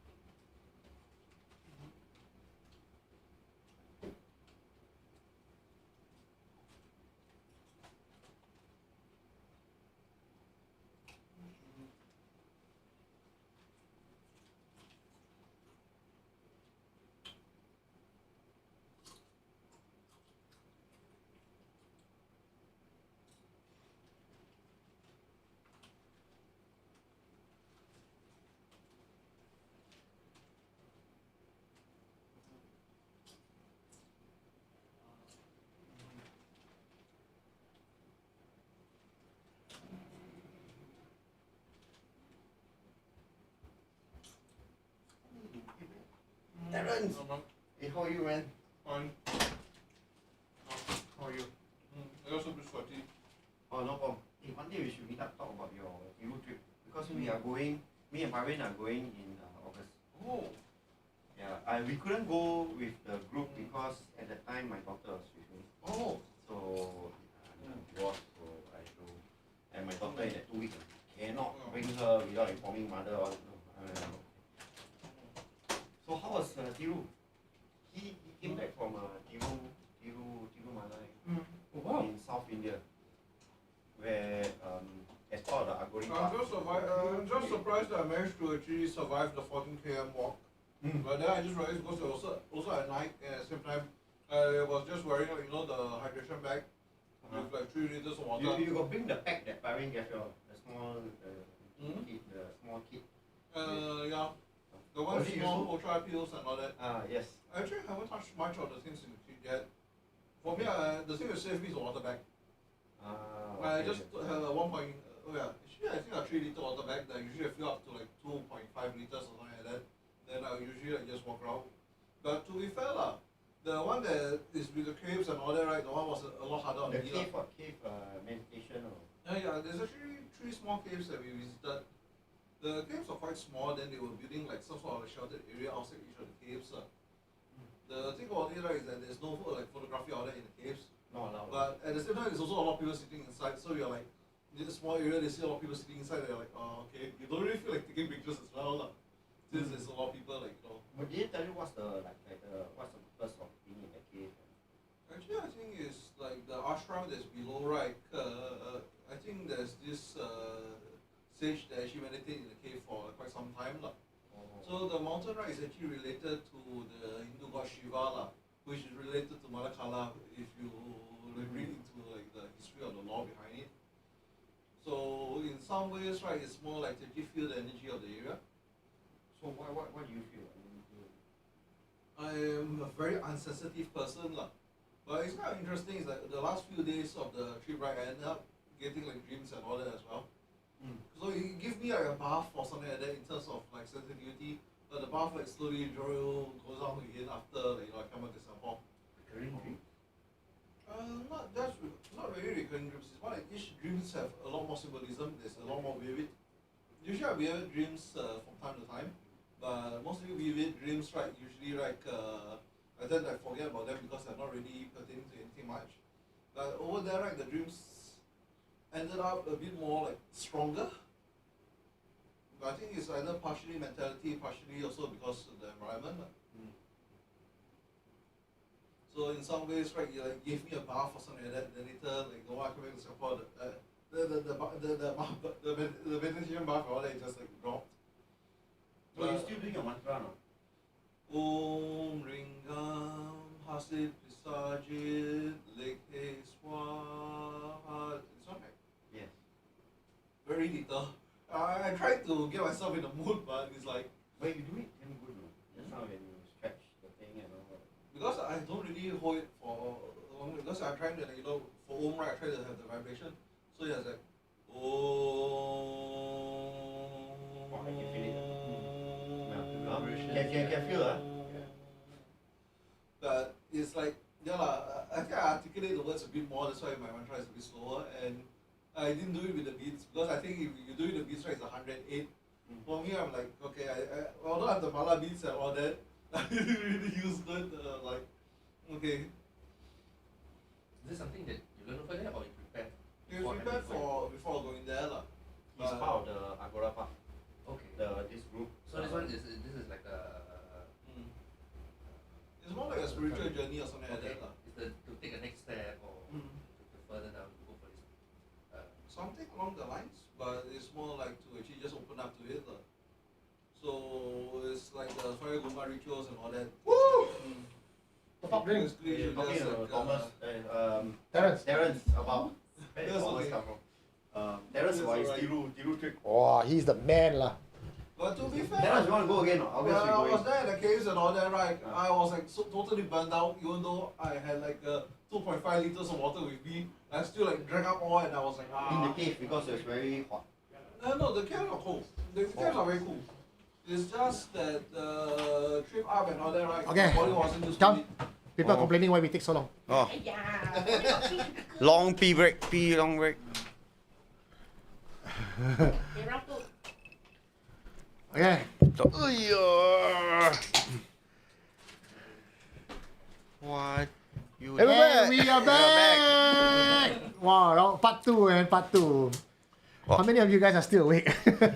So I saw the comment from Hua Yu-D. She talked about mangoes, which is very interesting. Mango tree, distribute, blah, blah, blah. So, okay.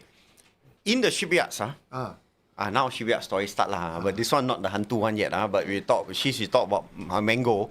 So, you know that there's one of the shipyard. Okay, can I name shipyards? No, I can't name. I don't know. It's your career, sir. I'm not sure. Okay, I can't say lah. A shipyard. A shipyard. Yeah. Okay, actually have got mango trees and then have also got a sign under the mango trees that if they pluck the mango from the mango tree, I think got fine lah. $300 fine or something. Yeah, that one's scary. But actually it's the same rule that applies to HDB. Because HDB also says that if they got fruit trees there, you cannot go and pluck. That's true. Because I think one of the estate had durian trees and then HDB came out and said, hey, you pluck, it's an offense. You are kena fined. Maybe because the HDB know that if you pluck from the tree will be the tree spirit will be angry. But they cannot tell you it's supernatural, so they say, I will fine you. I'll fine you. It's a cover up. NEA, we are onto you. It's under NPOX. Oh, NPOX, we are onto you. Oh no lah, NEA is the one that everything is full of supernatural. Okay, part 2. Okay, yes. Okay, so now shipyard stories. So, just a bit about my background. So, my business is mostly in shipyards and also outside of shipyards. Basically, what we do is pipe color coding. So, anywhere where you have pipes, you need to know what's in the pipes. And then we have got ISO colors that tells you the color corresponding to the liquid in the pipe. International. International, ISO international. And then we actually, so I've got 2 companies, Realtech and Realtech Ventures. Oof. So Realtech deals with marine business. That's the first one that I started. And then Realtech Ventures is to deal with anything outside of marine. So Jurong Island, Tuas, anywhere. But it's basically the same product, pipe color coding. So we, you have buildings, you have ships. Ships has got a lot of pipes, and then we create pipe color coding that will tell you what's inside the pipe with the flow direction, the arrow, and then my guys also install it. So that's what we do. So that's how we are related to the shipyard business. And also for me, I mean, before I started my own business, I started off in PSA. Allowed to say that? Yeah, PSA. Okay. Strawberry, Nico, don't worry. We're on part 2. You are still early. You are just in time for part 2. Okay. Yeah, so before I went into the shipyard, I was in the port business. Okay, without mentioning who. In Singapore, between mainland and Sentosa. So that was where I was, this small little island that's now I think designated as part of the mega Sentosa project. They're going to take over the place. Yeah, the island is shared between the port company and also Coast Guard. Coast Guard the other side. Huh? The island sounds like a food I like to eat. Yeah, being Friday, like to eat that, with chicken or mutton. Whatever, yeah. So I was on that island, and no, my first job out of university. And you are suddenly, so I was a OE, what they call an OE, operation executive.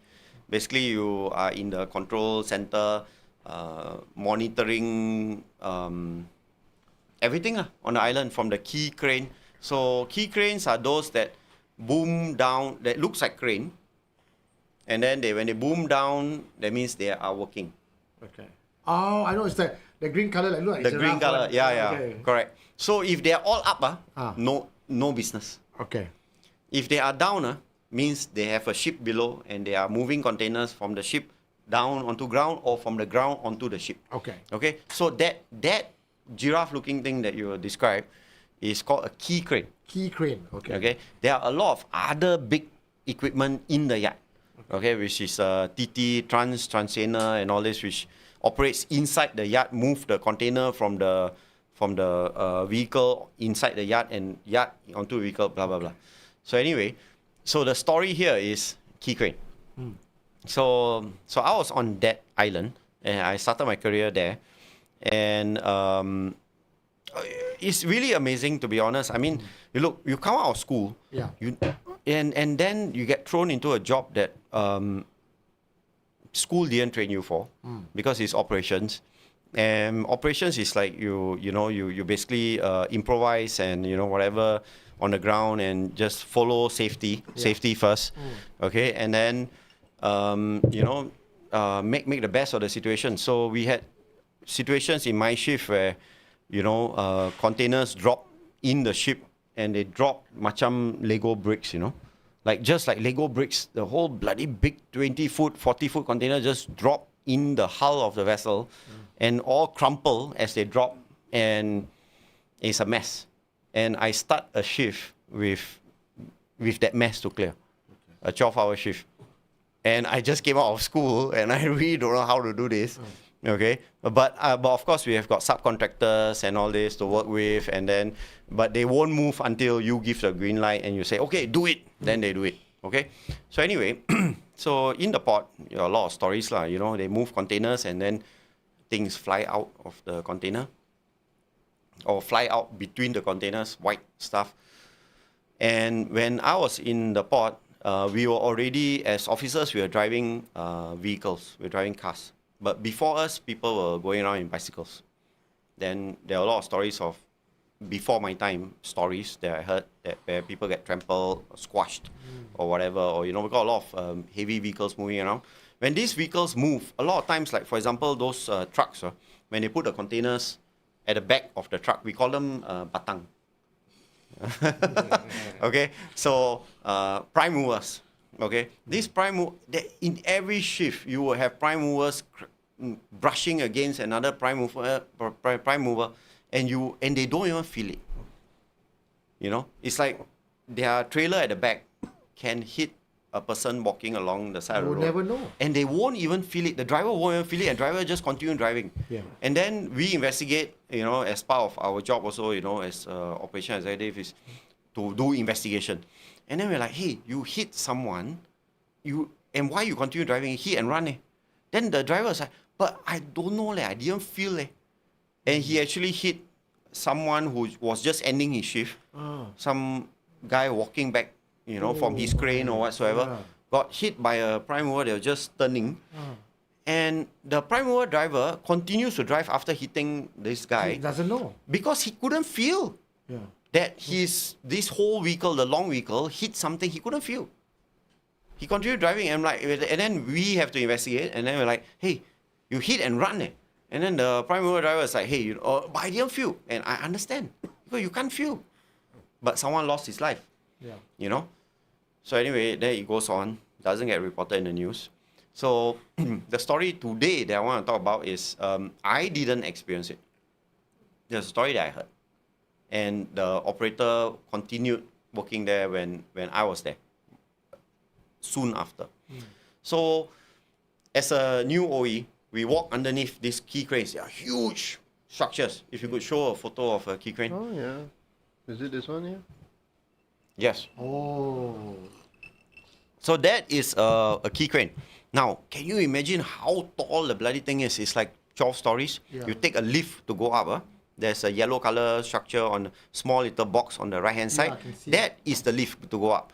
You take the lift to go up, and then from there, you walk along a narrow pathway with railings left and right, and then you go to the operator's cabin. So at that time, when I was in this port, the staff some staff was on an 8-hour shift, some staff were on a 12-hour shift. 12-hour shift was the older one, and then they were trying out this 8-hour shift, so the newer ones were converting to the 8-hour thing. Can you imagine? There is no toilet in that cabin. Let me show the cabin. Ah, yes. Yeah. Okay, so this is how a key crane operator sits. Okay, the layout is basically like this. Okay. He needs to look down. Okay, look down because he's picking up containers. He has to identify the container number. Okay, you got one digit wrong, this guy gets into trouble. Not only he gets into trouble, the person on the ground that reads the number also gets into trouble. Everyone gets into trouble. Someone has to create a report. But you're Me. 12 stories high. How do you even see the number below? Oh, yeah. So that's how he sees, right? He has to look down. He hoists up the container, and then he's going to bring it either from the prime mover, the vehicle, the lorry, and put onto the ship, or take from the ship to bring down. Now the problem here is, look, we have like a map that tells us where the container is on the ship. Okay. But is there a guarantee that the container is where it's supposed to be? No, because in other ports around the world, they anyhow fill up the ship. Only in Singapore, okay, we fill up exactly where it's supposed to go. Okay, so when we had competition from a port in Johor that had Evergreen and Mercs and all this went there, and then they had them join partnership just in Johor, the same ships, after being loaded in Johor, will come back to us for reshuffling because they anyhow loaded there. Ayo. So they come back here, we charge them to move every box, okay, to put it where it's supposed to be according to the map. Why the map is important? So this amount, and you all jumbled, basically. All jumble is crazy. Now, can you imagine each one of these containers has a different weight, and then it's going to affect the stability of the ship. Okay. Right? Yes. Now, how we decide where to put each one of these containers based on the weight will make sure the ship is always stable. Wow. Can you imagine if one side is lopsided? I mean, most of us as lay people, we never even think about that. We just see boat things. But I can understand because you cannot have all the weight on one side. On one side, yeah. It has to be the heavier ones have to balance out, and all these empty containers are empty, you know. Yeah. You have to balance it out. So that is what our country does best. Wow. Now I got a whole new, renewed respect for our maritime industry. Yeah. So, okay, we do charge for each move down from the vessel, put onto the truck, goes into the yard, comes back on. We do charge, but we make sure that what the container that we tell you is going to be at that location is definitely going to be there. Okay. Now, it becomes a headache when this ship goes around the world, and then according to the map, this container is supposed to be here, but it's not there. They have to dig out, find the container, dig, put back, so that kind of stuff. So if it's filled up in Singapore, there's this guarantee it is where we tell you it is. That's why we are the We are the free port That's of the why the world. world's number one. Yeah. Now, I would imagine from a layperson's point of view that if there is a map to follow, no matter which part in the world, don't you just follow the map? Why would you want to just mess it up? A lot of countries, right, they just chapalang. They just pick up and put wherever they want to put. Isn't there a rule like if you fuck up my plan, I fine you or something? Possibly. And then there's also a correction. If they fuck it up in Johor, which they always do, and then they come here to do correction, we charge them for it. Of course lah. So I then we guess make our money. y'all don't mind because you still earn money. Still money, what? We charge by the move. Yeah. Every container we move, we charge you maybe, I think back then was maybe about 100 plus or something, I don't know. How many is that? Walao, bro. It's That Well, can be one boat only, thousands.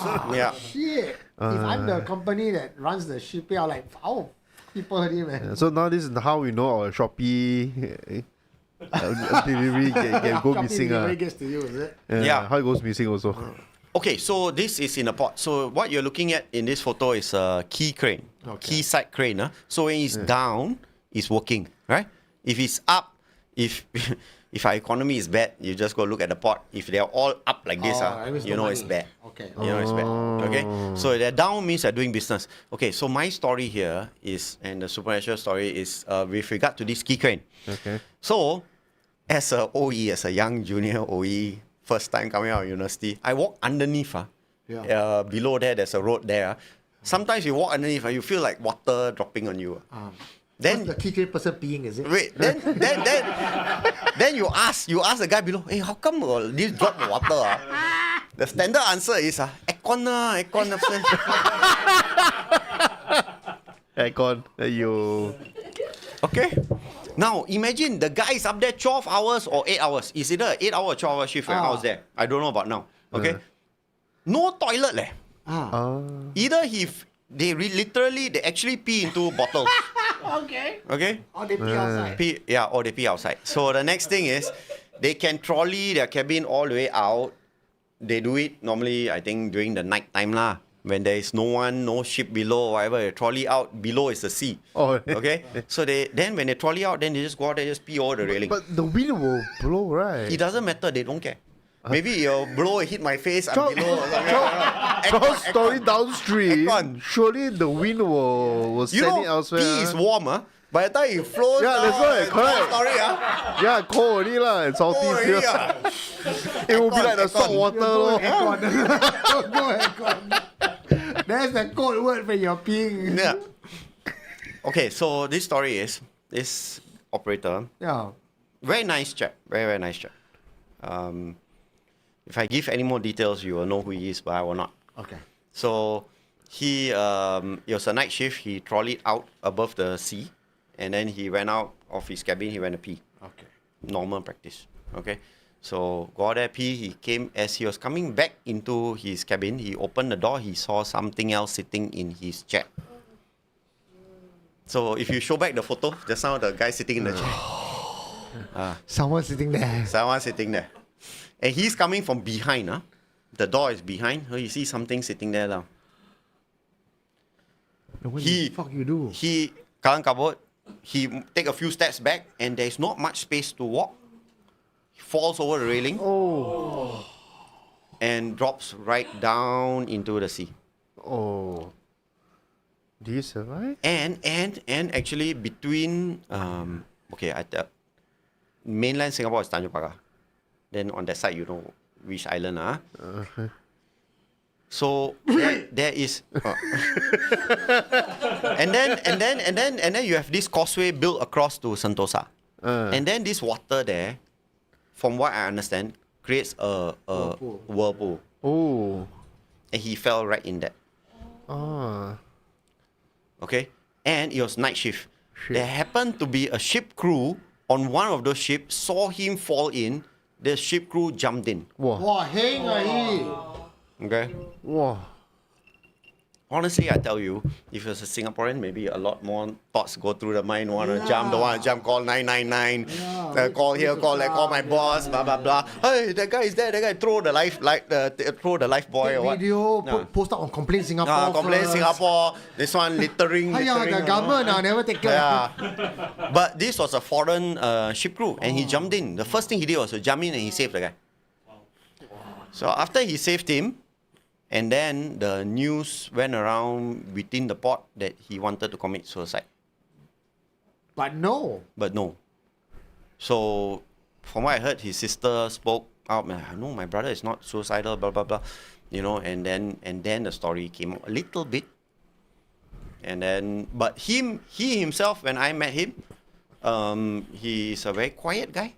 Became very religious, praying a lot more. So yeah, that's the story. Did he ever gone back to work after that? Oh yeah, he continued. Yeah. A job's a job. You need to feed Yeah, your I mean, family. you gotta You're do not gonna something. quit. Yeah. Because you see, this role, these key crane operators, okay, look, now the Tuas spot where our government built, the hockey stick, Yeah. the reclaimed land, that Tuas spot is mostly automated. From what I understand, I'm no more in the port, so but what I heard is mostly automated. It's basically run by people sitting I don't know where, okay, I'm guessing, who is connected through internet and like moving Play stuff. game Play game. Yeah, play game. They are Can not work from home. yeah, correct. So they're not seated here like this guy in this video. Now a lot of them sit down there like that. Can you imagine your head facing down like that? Neck and everything, your Yeah. whole life. 12 hours like that. 12 hours like that or 8 hours like that. And a lot of times, right, people get very comfortable in their cranes. So they have like a home crane where they say, okay, every shift I want to come back to my crane because I take care of my crane. Yes. Okay? Keep it clean. Because if anyone else come in, there's like a shit there or someone go and pee there or some nonsense happen, the smell. that kind of stuff. Yeah, smell. And a lot of them sit down there also, basically without wearing pants, and then sit down there in underwear, whatever they are comfortable. Yeah. No one can see you lah up there. No one can see you. I mean, people are just trying to, like Jobster and all that, they are trying to guess that the salary for these people, like, are they paid highly? Okay, so the base salary is base, but then they have the incentive, Yeah. and then you have your, okay, so basically, okay, we have a rate lah to hit every hour. You cross that rate, Bonus. yeah, you got a few cents more per container you move. Okay. So a lot of times we jostle, and we, so as a OE, we know who are the key operators. Okay. Sometimes if you have a urgent, like a key project to, like a key vessel, then we might move people around.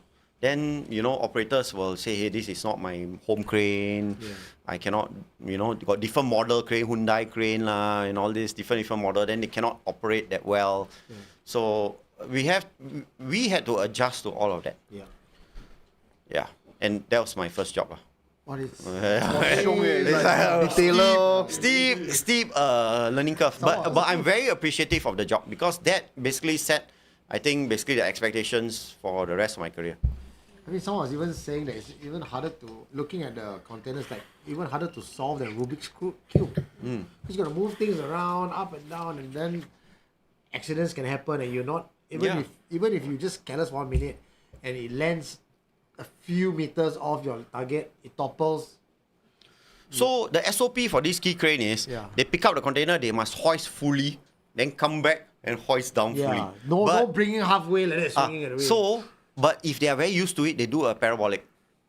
Like as they're lifting it, they don't lift all the way full, they lift and then they like in a circle. Faster mah. That's how you get your incentive. That's how you know who the pro is. Yeah, the pro.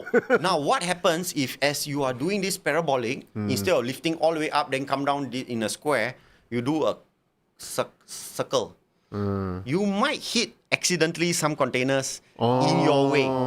And that is when all these containers drop like Lego bricks and they crumple and all. Then people like me have to go up there and salvage. Got 5 digits on their salary. After all the bonuses and everything. I know they with their because if they hit the incentive, those key operators are good salary. Yeah. In fact, even as an OE, my salary was also quite good. Because fresh out of school, my batch, I joined the port. No one say which port. But basic salary was high, plus incentives like, whoa, a lot more. But I basically burn public holidays. And because we got like a day, night kind of shift, and then off. That off is yours if your colleagues never take leave or MC. If they take leave or MC, you come back and you do one more shift. Yeah. So this is the pot. Yeah.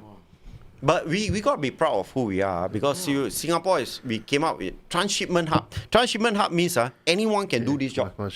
Transshipment means we are not producing goods to put onto ships. We're just moving this stuff around.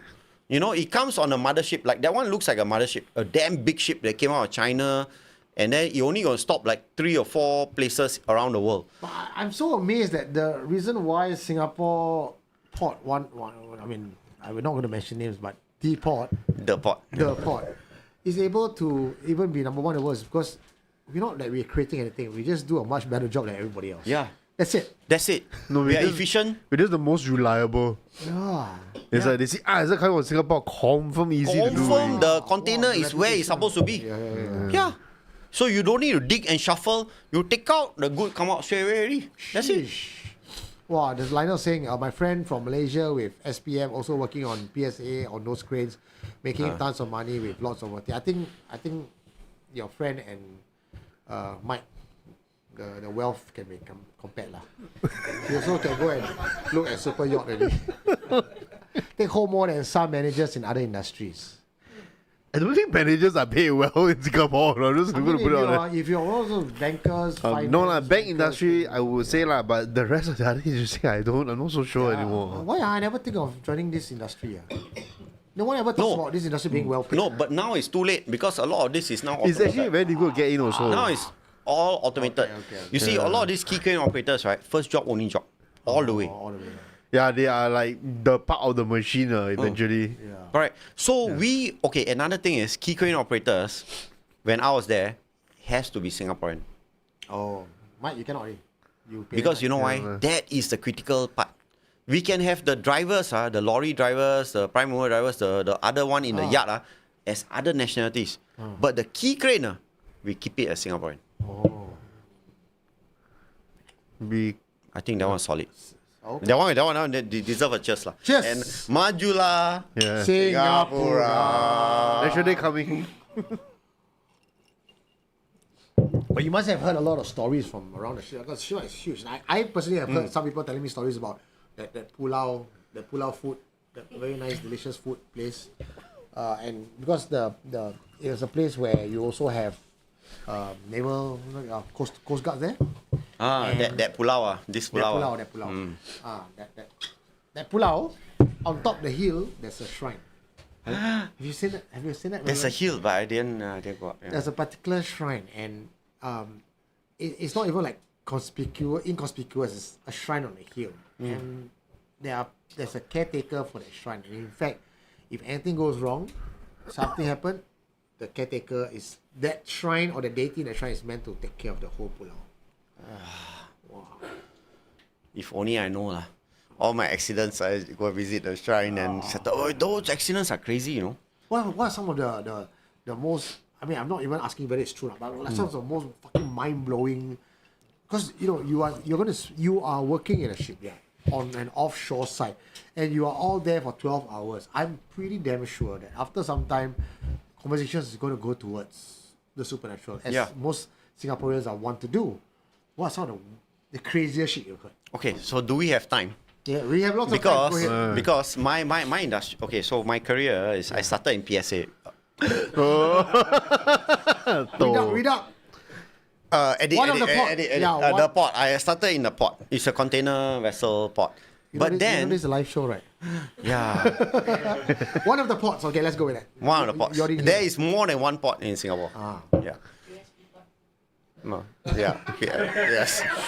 But then, okay, so I stayed there only in the beginning part of my career. Subsequently, I moved to the shipyard, which is shipbuilding. Okay. So another thing you got to be proud about in Singapore is, you see, we are not oil-based industry, but we build a lot of oil-based vessels. Oh yeah, sure. Okay, which is exploration. And also, after we have explored, we found the oil, the ship find the oil other parts of the world. Yeah. We also do the next step. We should build a ship that will clean the oil. Whoa. Okay? So that is called a FPSO, which leads me to the next story. Okay? So anyway, Realtek, this is, I insert here, okay? We are experts in pipe color coding for FPSOs. Call us. Number? Viatech.com. Yeah. Or you call Eugene if you have his number, you call me or whatever. So you 988-69859. Yes. This episode is sponsored by Viatech. Viatech. Viatech and Viatech Ventures. So, we do pipe color coding. Yeah. So anyway, imagine. Okay, what is a FPSO? FPSO is basically a ship that has got like a little bit of ExxonMobil. Imagine ExxonMobil refinery being put on a ship. Not to the extent of the refinery, but some cleaning lah. Okay. The initial stages of the cleaning. Okay. So we are known, our country is known to be, and we've got a lot of FPSO projects. Okay. And with one particular one shipyard right now. Sorry, what does FPSO mean? FPSO is a floating production storage offloading. FPSO. So basically, a few years ago, we were also number one in building drilling rigs. So Keppel basically, they build jack-up rigs and whatever. This is exploration, okay? So it goes out there, it drills, and it hits oil, it caps it. And it goes somewhere else to go and drill. Okay, that's the purpose of a drilling rig. So just to find the oil, so that find the oil, the rig can go there. you hit already, bullseye, we hit the thing, okay, cap the thing, then move on somewhere else around the world to go and drill. Then another kind of ship comes, okay, which is called a FPSO. okay, that comes to that location where oil was hit, okay, it drops down and then it sucks oil from that drilling hole, Yeah. okay, and it refines some of the oil. Okay. Okay, it refines, maybe it removes water, removes sand, whatsoever. Okay, and then it stores that oil that it has refined in the ship, and then it offloads onto smaller tankers that bring it back to land. Okay, so we are right now in the market for FPSOs, and Realtek is doing a lot of FPSO projects. Okay. Realtek.com. So back to this story. There was when before I formed Realtek, and I was in a particular shipyard in Singapore. Shipyard there was had our worst industrial incident called the Cyprus incident, whereby a welder went to cut a pipe and then it exploded and 70 or 80 over people died. Okay. I won't. Start with K, is it? No, Not that one. start with J. Okay, so anyway, so that shipyard with the Cyprus incident. That's where I started my. After I left PSA, after I left the port. You didn't hear that. Yeah. A pot. Sorry. Yeah. No. There was a pot. No. One pot. Yeah. So then I went back to what I was trained in, engineering. And then I decided, okay, so I went to a shipyard, and that was the shipyard that I worked in. Okay, so and that's where this whole pipe color coding thing came up from, because you know why? If that guy saw a pipe color and then he knew that pipe had oil, he wouldn't have cut the pipe. So it was only because of the incident that's why your business came around, because you were the first one to spot that No. issue. I wasn't the first one to spot the incident. The incident happened in 1970s or something like that. Realtek only like what? But still, I mean, I wasn't even born. Yeah. VEERTECH.com. Yeah. So, okay, so anyway, that incident, I think maybe we might be familiar. You want me to elaborate on the incident? Basically, a welder go and cut this pipe, and then it wasn't even in the drawing. Yeah. It was a modified pipe. So basically, it was a tanker. It's a Greek tanker. I might get some of the details wrong, but it's a Greek tanker called the Cyprus. Okay? So, they modified a pipe. The crew modified a pipe to basically sell Oh, oil this one lah. I know. Greek Illegally vessel. lah. I Greek think vessel so lah. always known to have weird things. Greek vessel. Yeah, so they made one pipe to siphon off some oil somewhere to basically offload illegally. I'm guessing, I'm guessing. Okay, so this pipe it's not in the drawings, not in the official drawings. It comes to Singapore, our welder goes up there, and then he sees this pipe. He's like, it's not even in the drawing. And then they're like, oh no, this is just a normal water pipe, blah, blah, blah. He go and weld the thing. Boom. There's oil in there. Boom. Oh. 70, if I remember, 70 or 80 over people died instantly. Okay, our biggest major industrial incident or accident or whatever. Okay, it's like they had to ferry, like use SAF helicopters to ferry these victims to the hospitals, that kind of stuff. Because they're Burnt. burnt. That means they didn't even die on the spot. Some of them die on the way and die On the way, terrible deaths. Okay, it's an explosion and boom. Okay. That's it.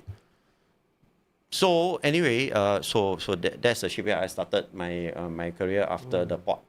So a lot of incidents also. Okay, but I'll talk about what we are doing right now. I mean, there's this. Okay, so that shipyard bought this old ship. Okay, to convert into a FPSO. Okay, you either create it from scratch, or you buy the hull, which is the bottom part that looks like a ship, and then you just tamba the top parts. That is the like the ExxonMobil you tamba on top. Okay, so that's the preferred method back then. Now a lot more. The house is being built in China, built from scratch, and then it's fantastic, it's very big. Okay, so anyway, we are involved in those projects. But that particular project, okay, so shipyards okay, you have got guys climbing up the gangway to go up onto a ship, which could be like 10 or 12 stories high. And then after they climb up, they got to climb down into the belly of the ship. Another 12 stories down. Now, these same guys, if you ask them, or if you are one of them, if you need to pee, or poop, would you go and climb 12 stories up? No way. And then climb 12 stories down and then walk 1 kilometer to the nearest shipyard toilet to go and pee? Don't even say that shit. No. Even here from the studio to the toilet also, I won't go there. Pursue the stairs and I complain already. So they will pee and shit where they can lah, in the ship. Now that is going to upset certain entities. Oh. Wow. Because remember, it's an old ship Yeah. and they're going to convert it. In 1970s, 1960s ship they bring in, it's an old tanker. They're just going to add on tops on top of it for the processing of the oil. Okay, to convert it into FPSO. Now, they have a resident spirit. And then workers, the one who climb and go in for their pee break or their shit break, and then they pee and shit where they can. They never say excuse me. They never do the Singaporean thing. This one doesn't carry a chum bucket. Okay, so there was one story whereby this vessel, there was a disturbance. A lot of the workers started seeing a headless ghost. Wow. Okay, and then highlighted it and then refused to work or don't want to work anymore, don't want to do the night shift. Then brought up to the management and management brought in a cleanser or someone who could talk to the entity. And spoke to the entity. The entity said, hello, they are shitting and peeing, and which is true. They are shitting and peeing there. No one will crawl in the lowest part of the vessel because that's where they do it.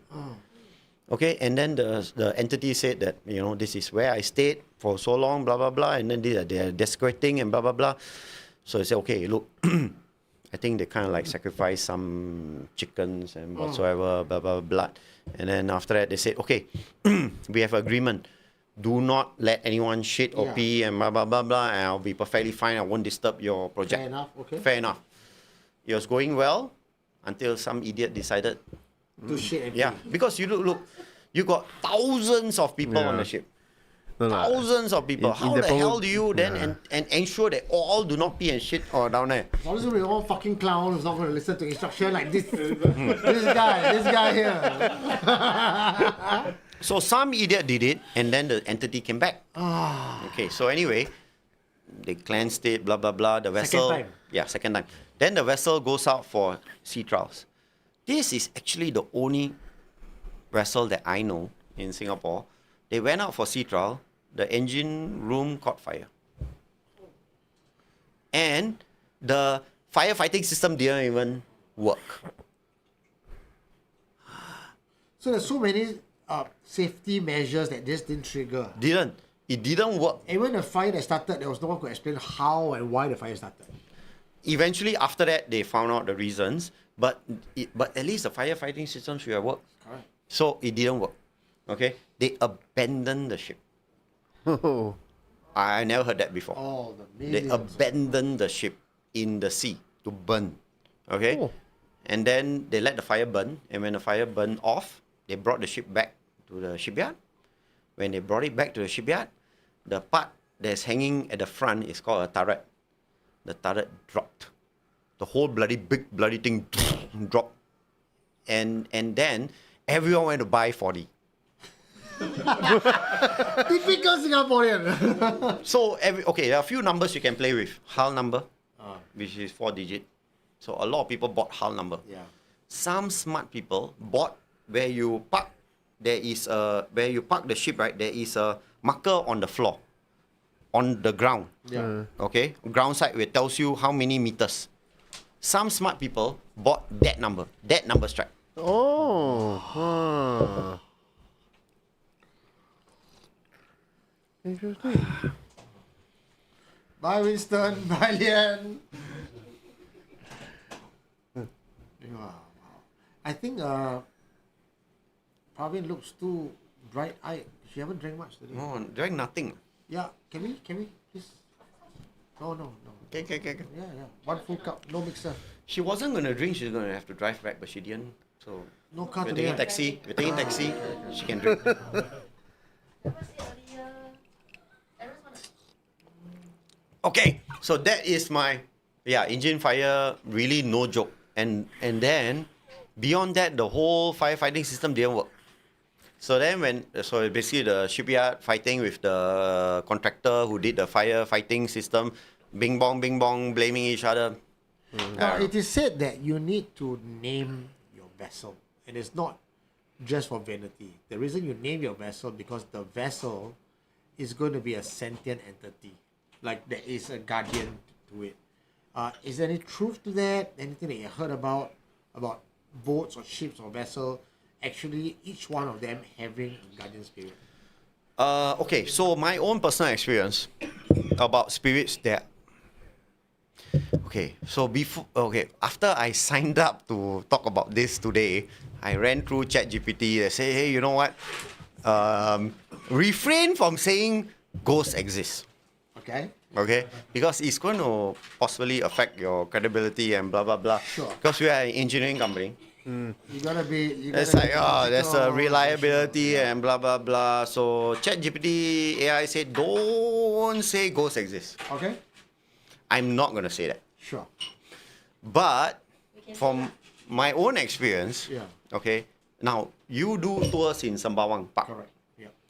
My very first projects until now, I've got projects in Sembawang Shipyard. It's not called Sembawang Shipyard anymore. It's called something else. But you know what I'm talking about. Semcop, is it or something? No. Oh, did I say the word? No. It's now no longer called Semcop, but it's called something else. So anyway, it's that same yard. Okay. So my own personal experience. So when I started my business, to be honest, when I first started off, come on, you gotta be a one-man show. Yes. Okay. So you win the job, you design the pipe marker, produce the pipe marker, and you also install me. Okay. So I remember that was during COVID. So I started my business during COVID. I just had the jet. Okay. I don't know which jab lah, like number 2 or 3 or whatever. The jab, it was the Moderna and blah blah blah. I just got a jab at 12 noon Saturday, and then I got a call from the shipyards telling me, hey, you know what, you got the job. Do. Yeah, I take and do. But I just got the job. I never say anything. I was like, okay, I'm still gonna do it. Sure. Because the side effects of the jab is, you get like fever and all this kind of stuff. Yeah. So, but come on, this was like one of the first few jobs that I got. Okay, I can't say no because this puts food on the table. Yeah. Okay, and it's an urgent job. With every shipyard job, somehow it becomes urgent. It doesn't become urgent. Look, they are approving the PO, they are approving the quotation, they can take their time, and then suddenly when they decide, we're going to give this to Luck. Okay, Luck, you got to finish this in 24 hours. It's the army lah. Wait to rush to wait lah. Yeah, but I gave that quotation maybe about a month plus. Okay, so anyway, this is part and parcel of the job. We got to accept it, we do it. Thank you so much. Okay. Money is money, man. So I got to get the job done. Yeah. It was a Saturday. I just got my third or second jab, 12 noon, and then I got to run down. They say, hey, 4 p.m. come down to the shipyard. There'll be a guy there to show you what needs to be done. I'm like, okay, go down there and get it done. And this was a very old ship. It was a 1970 ship. The ship name is Ecolate. Oh, you still remember? Yeah, I can never forget. Ecolate 2. Okay. So it was like a cement carrier, whatever, Australian company. Yeah. I had to go up there and basically install pipe color coding for the engine room. Your loop oil and that kind of stuff, exhaust gas. So, and it was a one-man show. Make it happen. Because the money that we're going to make from that would probably put food on my table for about 2 or 3 months. Okay? So, make it happen. And so, it was around dinner time. And, before that, there were a lot of people working in the engine room. A lot of other work going on. Okay? And I'm just going to put a sticker on it. Right? Sticker on the pipe. When it comes to dinner time, everyone disappears. Right? Everyone like, okay, dinner time, then they go off. But I'm a business owner. Okay, if I can put in another 15 more minutes to put in and get the job done, I will do it. Yeah. Okay, so I'm left there and I put the marker. Now the engine room is, the lights, right, were all orange. The very nice, warm light kind of thing. So our product is a very colorful product. it attracts attention even from humans. Okay, like whenever we are in the yard, everyone looks at, wow, so colorful, you know, the thing. Like, what are you guys doing? They want to touch. After we install, they want to touch. Okay, so anyway, so I understand if other entities also find it interesting. So I'm installing myself. And then I'm looking down and I'm installing and I see something move. I get, there's a shadow that blocked the light. Something moved. You were alone there, right? Alone. And then I'm in, yeah. And then after I just felt like, and then I continued. I got something really moved, blocked the light. Okay. I don't know why, but at that time I just felt like, hey, you know what? I know there's something here. I'm doing my job. Okay, just let me do my job. Okay, I'm doing the best for the ship. Yep. Okay, if you are an entity from the vessel, this is your home. I'm just basically making your home better, nicer, blah, blah, blah. So, that's it. I remember when I saw the light move and I was looking down at the pipe, I remember a smile came on my face because I kind of like, no. But were you, back then, when you was dealing with that and you had a smile on your face because you felt an entity? Now, I'm making a few assumptions here, right? Because being Asian, one of the things that we are quite familiar with is people would have, our parents at least would have told us that there are spirits around. So we're not living in naivety and isolation that, oh, they don't exist. We know they exist. It's just that most times, just like crime, it never happened to us. It just happened to someone else. But when you were there on your own and that thing moved by, most people's reaction will be fear. But you smile. I smiled. What was that thought process like? Okay, so that wasn't my first project. Actually, there was another project before this, whereby I was doing it also on my own. Yeah. And then I remembered my head, you know, I was between scaffolding and pipes, and every instance when I turned my head, I was knocking into something. Yeah. And it was concussion. I come back home, I was like, wow, headache. And I understood from that experience that there are entities on vessels, you know, that call it their home, and we got to respect their home. And I think if they feel that we are doing a good job and, you know, we are doing our best, then I think then they leave us to do our job. I like this because you're talking about living in harmony with spirits. Because back then when Martin was in a hot seat with me, and the early part of this Friday Night Live, we were discussing about superstitions. And one of the superstitions, you cannot eat fish, you cannot turn the fish around. In your line of work, were there certain things that you observe? I'm not even asking whether it's true, but you know, when superstitions happen, we just do it because the previous generation tell us to do it. We don't question the rationality of it. Are there any superstitious practice that was observed on vessels when you're working? So, okay, someone just talked about Ecolate 2, the final farewell. So, I think Abun, it's a 43-year-old faithful service. Adelaide, yes. Adelaide is the owner, yes, correct. Cement carrier. Wow. Abun, are you also from the... Do you just... Okay, awesome, super awesome. Michael Tay had a very great compliment for you just now. He said Michael Tay from Perth has been a dedicated fan of the show for many years.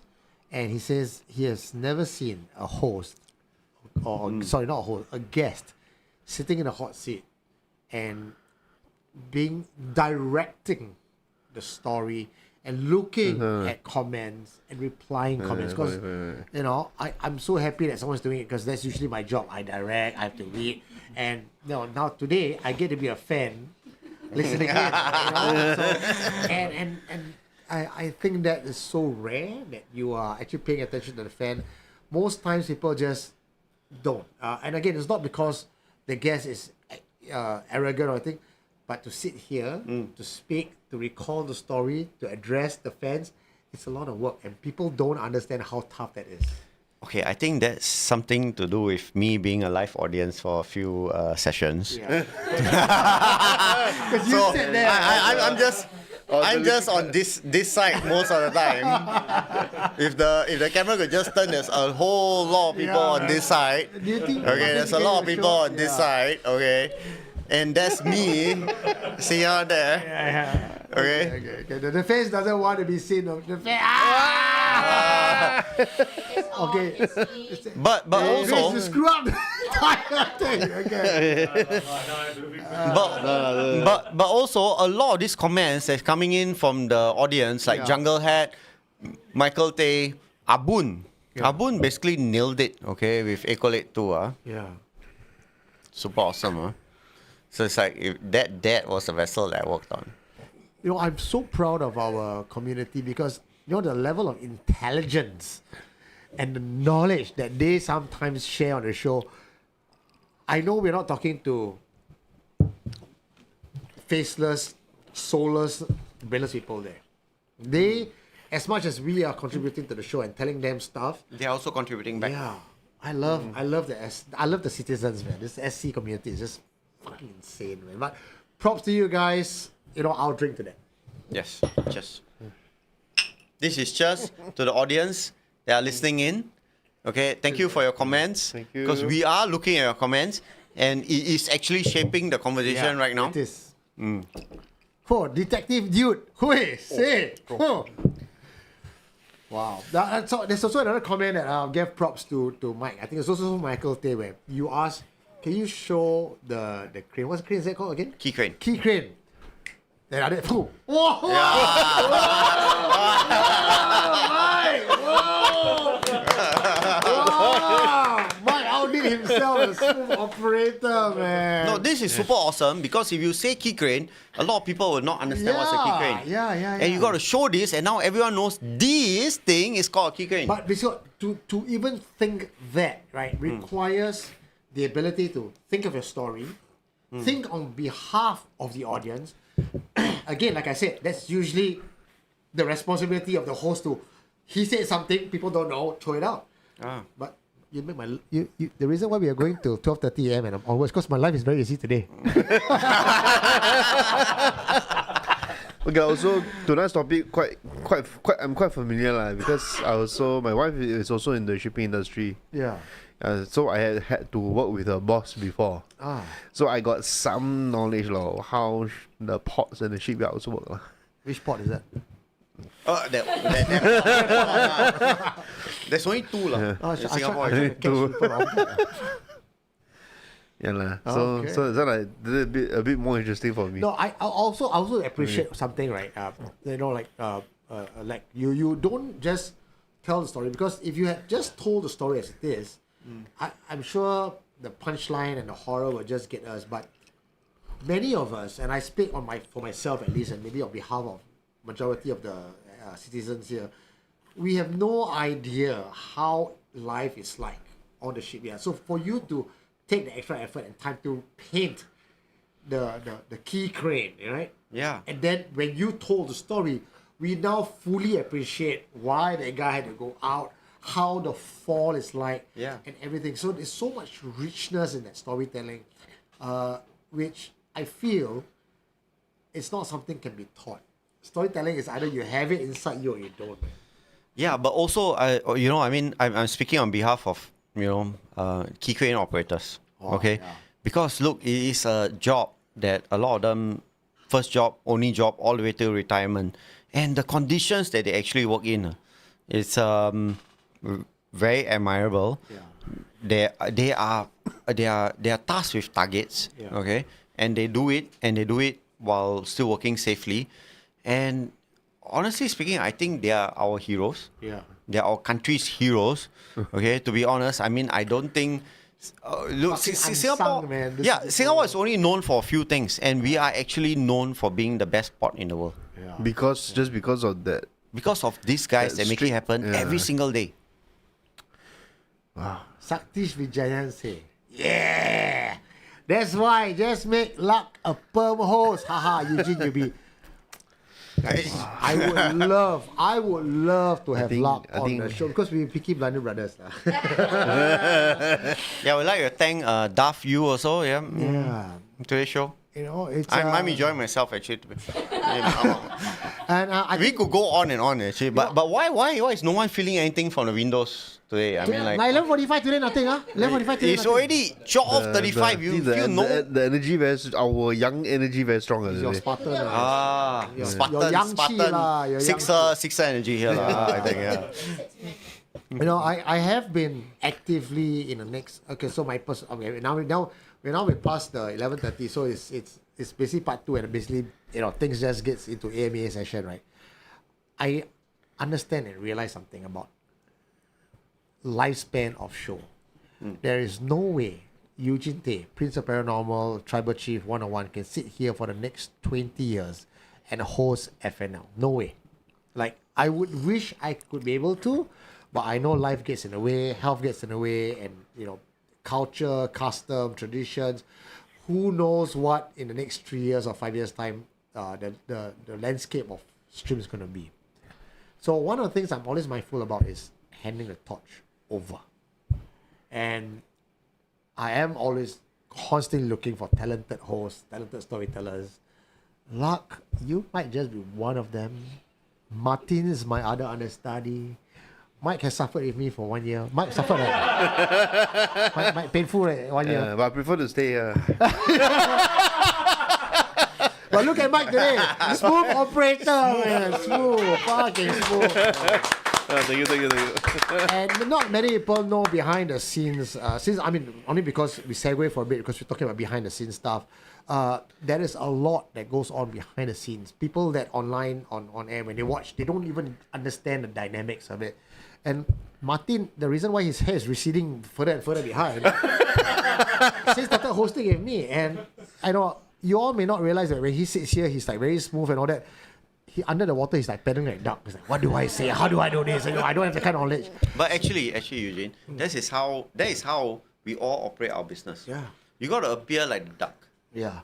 Up, gliding along, but paddling furiously under the water where no one sees it. Outside you glide. You got to glide. Now, I know this might be premature, but I'm throwing this out there so that there's no way Martin can ke belakang pusing. So he and we had a conversation, and he says, Eugene, I don't have the knowledge that you have. How? I said, neither did Team O, neither did a lot of people who started with me, but how Team O started with me and FNL. He became the interviewer. He asked me questions. Then he learned. And now he runs his own show, right? Who? So, Sorry, who? Who Timo, runs his own show? Timo. Who the hell is Timo? I don't know who is Timo. No, Team O was a building block of SC. Team Emilia T. Country heroes, yes. Yeah, awesome. Thank you, Amelia. Thank you. So I was putting Martin in the hot seat and says, you run your show, call it whatever show you want, you name it, right? I will be your guest. I will sit down, you ask me a question, and then you learn from that. And Martin says, it's a good idea. But he haven't executed yet. He says it's a good idea. But now that we talk about it, so he has to be executed. But if I could add, because I was the live audience here from quite a while, what we have here today is a big improvement.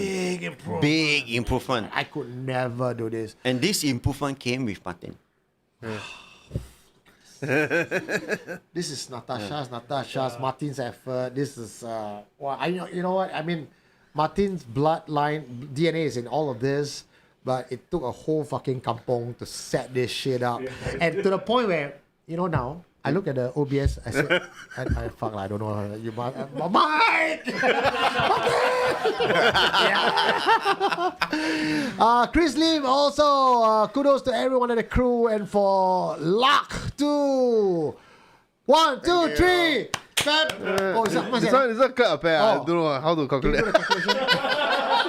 We gotta do the conversion. But this is the Chris Lim that I know. Yeah, you know him. You know him. Chris Lim, thank you. Thank you, Martin, for Spotify. Yes. And all the other comments above also. If you could scroll up. $10. Yeah. Okay.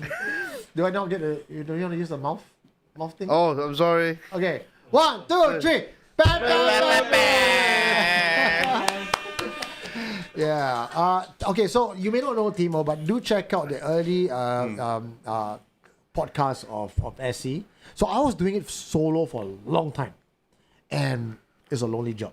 I was with an iPhone 5S. That was iPhone 17. iPhone 5. I was going around to interview people and everything. And you know what? To me, content is king because I'm a writer, right? So Timo's a friend of mine who we've been together since 18 years old. And this was before he was DJ. He was Safra DJ first. Today he's superstar DJ with Glenn Ong and everything, right? So that's how long we knew each other. And then he said, hey bro, you like wrestling? I like wrestling. You like Hantu? I like Hantu. Let me help you bring this shit up. And when Timo came in, boom, quality improved. Because the guy is, he tancia, makan is, right? Another level. Another level. So E.T. came in after that. E.T. is an old friend. I was the MC for his wedding and everything. So we tight. And just many times we talk about this. I knew E.T. when he was J2 in Serangoon JC. I was J1. He was in astrology club. You were in Serangoon JC? Yeah. My first girlfriend was from there. Do I know her? Serangoon JC. Okay. So the running joke is E.T. and I met while we were lying on the field looking at the stars. Yeah, so the three of us actually was the first, beyond just me, was the first era of SC that made into FNL, that made into podcast. And if you look at the old FNL, it was red color, and all three of us were black and white. And that was a throwback to, and this is behind the scenes, to Lost Boys, because we're all fans of Lost Boys and Primary. Then our second generation and third generation was Jonathan Lim. And we said, you know what, let's break the 2-year curse mark, right? Because no host ever lasted 2 years. You said, will. I'm permanent resident here, right? Even if fucking goes also, I come back here. Make sure you all run the show properly. Right? So John and I said we will never quit, right? Brothers for life, right? You know, like the Bad Boys thing, right? What's the line? We ride and die, right? And he died. Yeah. So then this bunch of Martin, Mike, and Natasha came, and Mike is going to hit his 2-year mark. So we don't know lah. We don't know. Yeah. We don't know. Yeah, you continue riding it. So hopefully, Mike, you break the 2-year mark. So, brother, you are welcome. Anytime. Thank you. But Eugene, this is yours. And I'm here to support with my stories. Thank you so much for the commentators. If you could scroll up, the one before. Scroll. Scroll up, there was some. Scroll. You have the mouse, right? Scroll up, yeah. Scroll up some more, a bit more. Okay. Yeah. So Seahawk said that we cannot get our stuff ordered from other countries. Very, very true. Okay, so thank you to the port operators. And then passing a torch. No. Is there a port operators day? No, but I think there should be. Okay, what day is it today? 11 July. 11 July? Today. You hear it here first on Supernatural Confessions Friday Night. 11 July, every other year, will be Port Operators Day. Because to be honest, I mean, look, when I was in the port, One of the ports. okay, in here local port, yeah. Okay, our competitor was Shanghai. Okay, and there you have basically that is a factory of the world. Okay, so a lot of manufactured goods come out of Shanghai. A lot of empty containers go to Shanghai. We are a transshipment hub. Basically, nothing comes out of Singapore to go onto the ships. We are just shuffling. From the mothership, we take the containers down, and then we put onto regional ships to go to Indonesia and all the regional areas. This model can be copied by any other country in the world. But you would think that was such an easy solution, but no one's still doing it. No, they are. They are? Yeah. Okay. So like India and the Nicobar and all this, they are. Johor is thinking of it, but no one can do it as well as we do it. Why? Technology? Professionalism? Like what? No, because as a OE, as an official executive, basically, if someone takes a 5 minutes toilet break, it flashes on my screen. I'm like, I'm gonna call the prime mover. Where are you? Okay, it's a very stressful environment. but it is basically what makes what puts Singapore on the map. Wow. And I'm super duper proud to be part of that I organization. have no idea until today. Yeah. Because anyone else can do transshipment anywhere in the world. Indonesia today, Malaysia, India, wherever can say, hey, I'm going to move containers from a mothership onto a regional ship. It can be done if it's cheaper. But can you then guarantee that where you put the container is where it exactly is? And only we can do that. So we can do that because we have got excellent key crane operators, port staff, OEs, operation executive, shift duty managers, blah, blah, blah. Yes, it's a very stressful job, but we are who we are today thanks to them. Lakhveer.com. Let's go check them out. Operator Day. We got one. It's 12:46. Let's have one more. We wrap up at before 1 a.m. One more what? I got no more No stories. more. Okay. So we have okay. We have this kind of I'm length. exhausted. This kind of Done. length is usually what we reserve for end of year final. I episode. actually never said that I saw a hantu. Correct. Huh? Correct. You never say. I left it to the experts to tell me what did I see. Okay, what did I see in my BMT bunk? No, no ghost was ever mentioned. It looked like one of us. Botak, Well, bare body. I tell you what Mike was saying. Some other guy from another bunk Another played prank lah. Because you know why? We all went back and sleep, then cannot sleep at night already. Come over, kacau each other. I mean, the fact that everyone can see can't be a ghost lah. Play prank lah. Because not everyone got third eye. Then the black shadow that moved past, maybe the electricity failure, the thing just The light swing. The light swing. So on record, I'm gonna say I never saw one. he nese. He also nese is PSA, yeah. So you all forget that. Okay, forget that. I also never talk about which shipyard. So thank you so much. Wow, it's been wonderful having you here, Lak. It's so strange to see that you're always sitting like a few meters away. Now you're sitting here. You're gonna come back again as soon, right? When you want me to come back? Every Friday, man. Every Friday. I got no more stories to say, you know. No. Army already done. My army guys all watching. Got Jungle Head. Jungle Head, I don't know him, you know.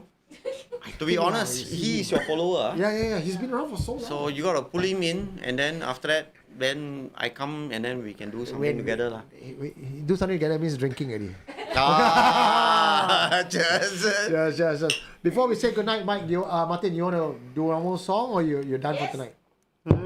I think Grace didn't do any song, huh? I can sit here. Before we start the show today, Martin and I was practicing song outside. Yes. Outside when we sing, right, we sounded damn good. But when we sing live, You got another chance. another chance. Okay. One more chance. One more chance. One more chance. Okay, Malak, thank you so much. I'm gonna have No, I'm Martin still back going to be here. You sing the Okay, song. okay, yeah, sing, no sing. problem. You bring it down over. Got chair here, but Wow, Husseling Talk said enjoyed tonight's session. Husseling got a H in front. Husseling. You got a straw Berenico. Are the Palo Santo 6 still available? Yes, there is. coming. Call 988-698-59. Husseling Talk give. No. You are Sing singing. song. No, I don't sing. That's not what happened at Jeffos yesterday. We were all singing. Top 3 FNL alongside Gavin. Oh, say great show tonight, says Seahawk. Does AI and robotics affect crane operator? Yes. Yes. The short answer is yes. Palo Santo State coming back in 2 weeks. All right. Ladies and gentlemen, thank you so much for joining us and staying up late and to be with us. It became a confession for Army, for crane operators, and then there's an AMA session. Good night, Lark. Good night, Liverpool. Was a great session. Okay, what are we singing today? Let's do knocking on heaven's door. Okay, well, I don't need lyrics now. Hey, best session of the year so far. 5:45. 1, 2, 3. Knocking on heaven's door. Oh. So we are still live Yeah. without some entities coming in through the window. Today don't have. Today don't have. Don't have today. I'm a bit tipsy already, so I'm gonna. I may not be on So key. don't know how to sing this one. You don't do that. He will not do that when you sing this song. Because I need to sing like Axl Rose. Oh, Spartans make it happen. Mama, take this badge from me. I can't use it anymore. It's getting dark to see. Feels like I'm knocking on heaven's door. Hey, hey, hey, hey, yeah. Knock, knock, knocking on heaven's door. Knock, knock, knocking on heaven's door. Knock, knock, knocking on heaven's door. Hey, hey, yeah. Knocking on Heaven's door. Okay. Mama, put my guns on the ground. I can't shoot them anymore. That cold black cloud is coming down. Feels like I'm knocking on heaven's door. Knock, knock, knocking on heaven's door. Knock, knock, knocking on heaven's door. Hey, hey, hey, hey, yeah. Knock, knock, knocking on heaven's door. Knock, knock, knocking on heaven's door. Whoa, yeah.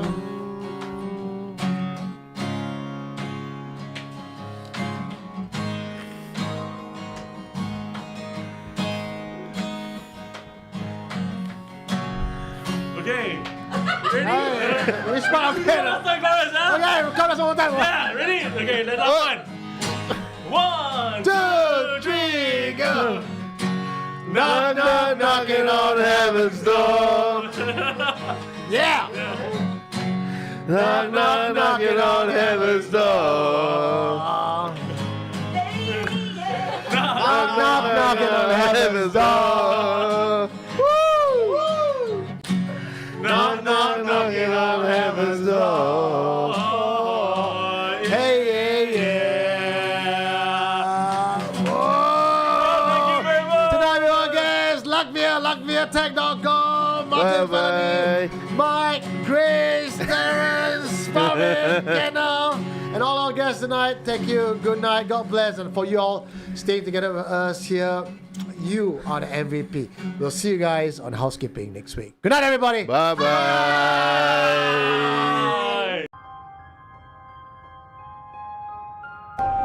What did you find? You are listening to Supernatural Confessions.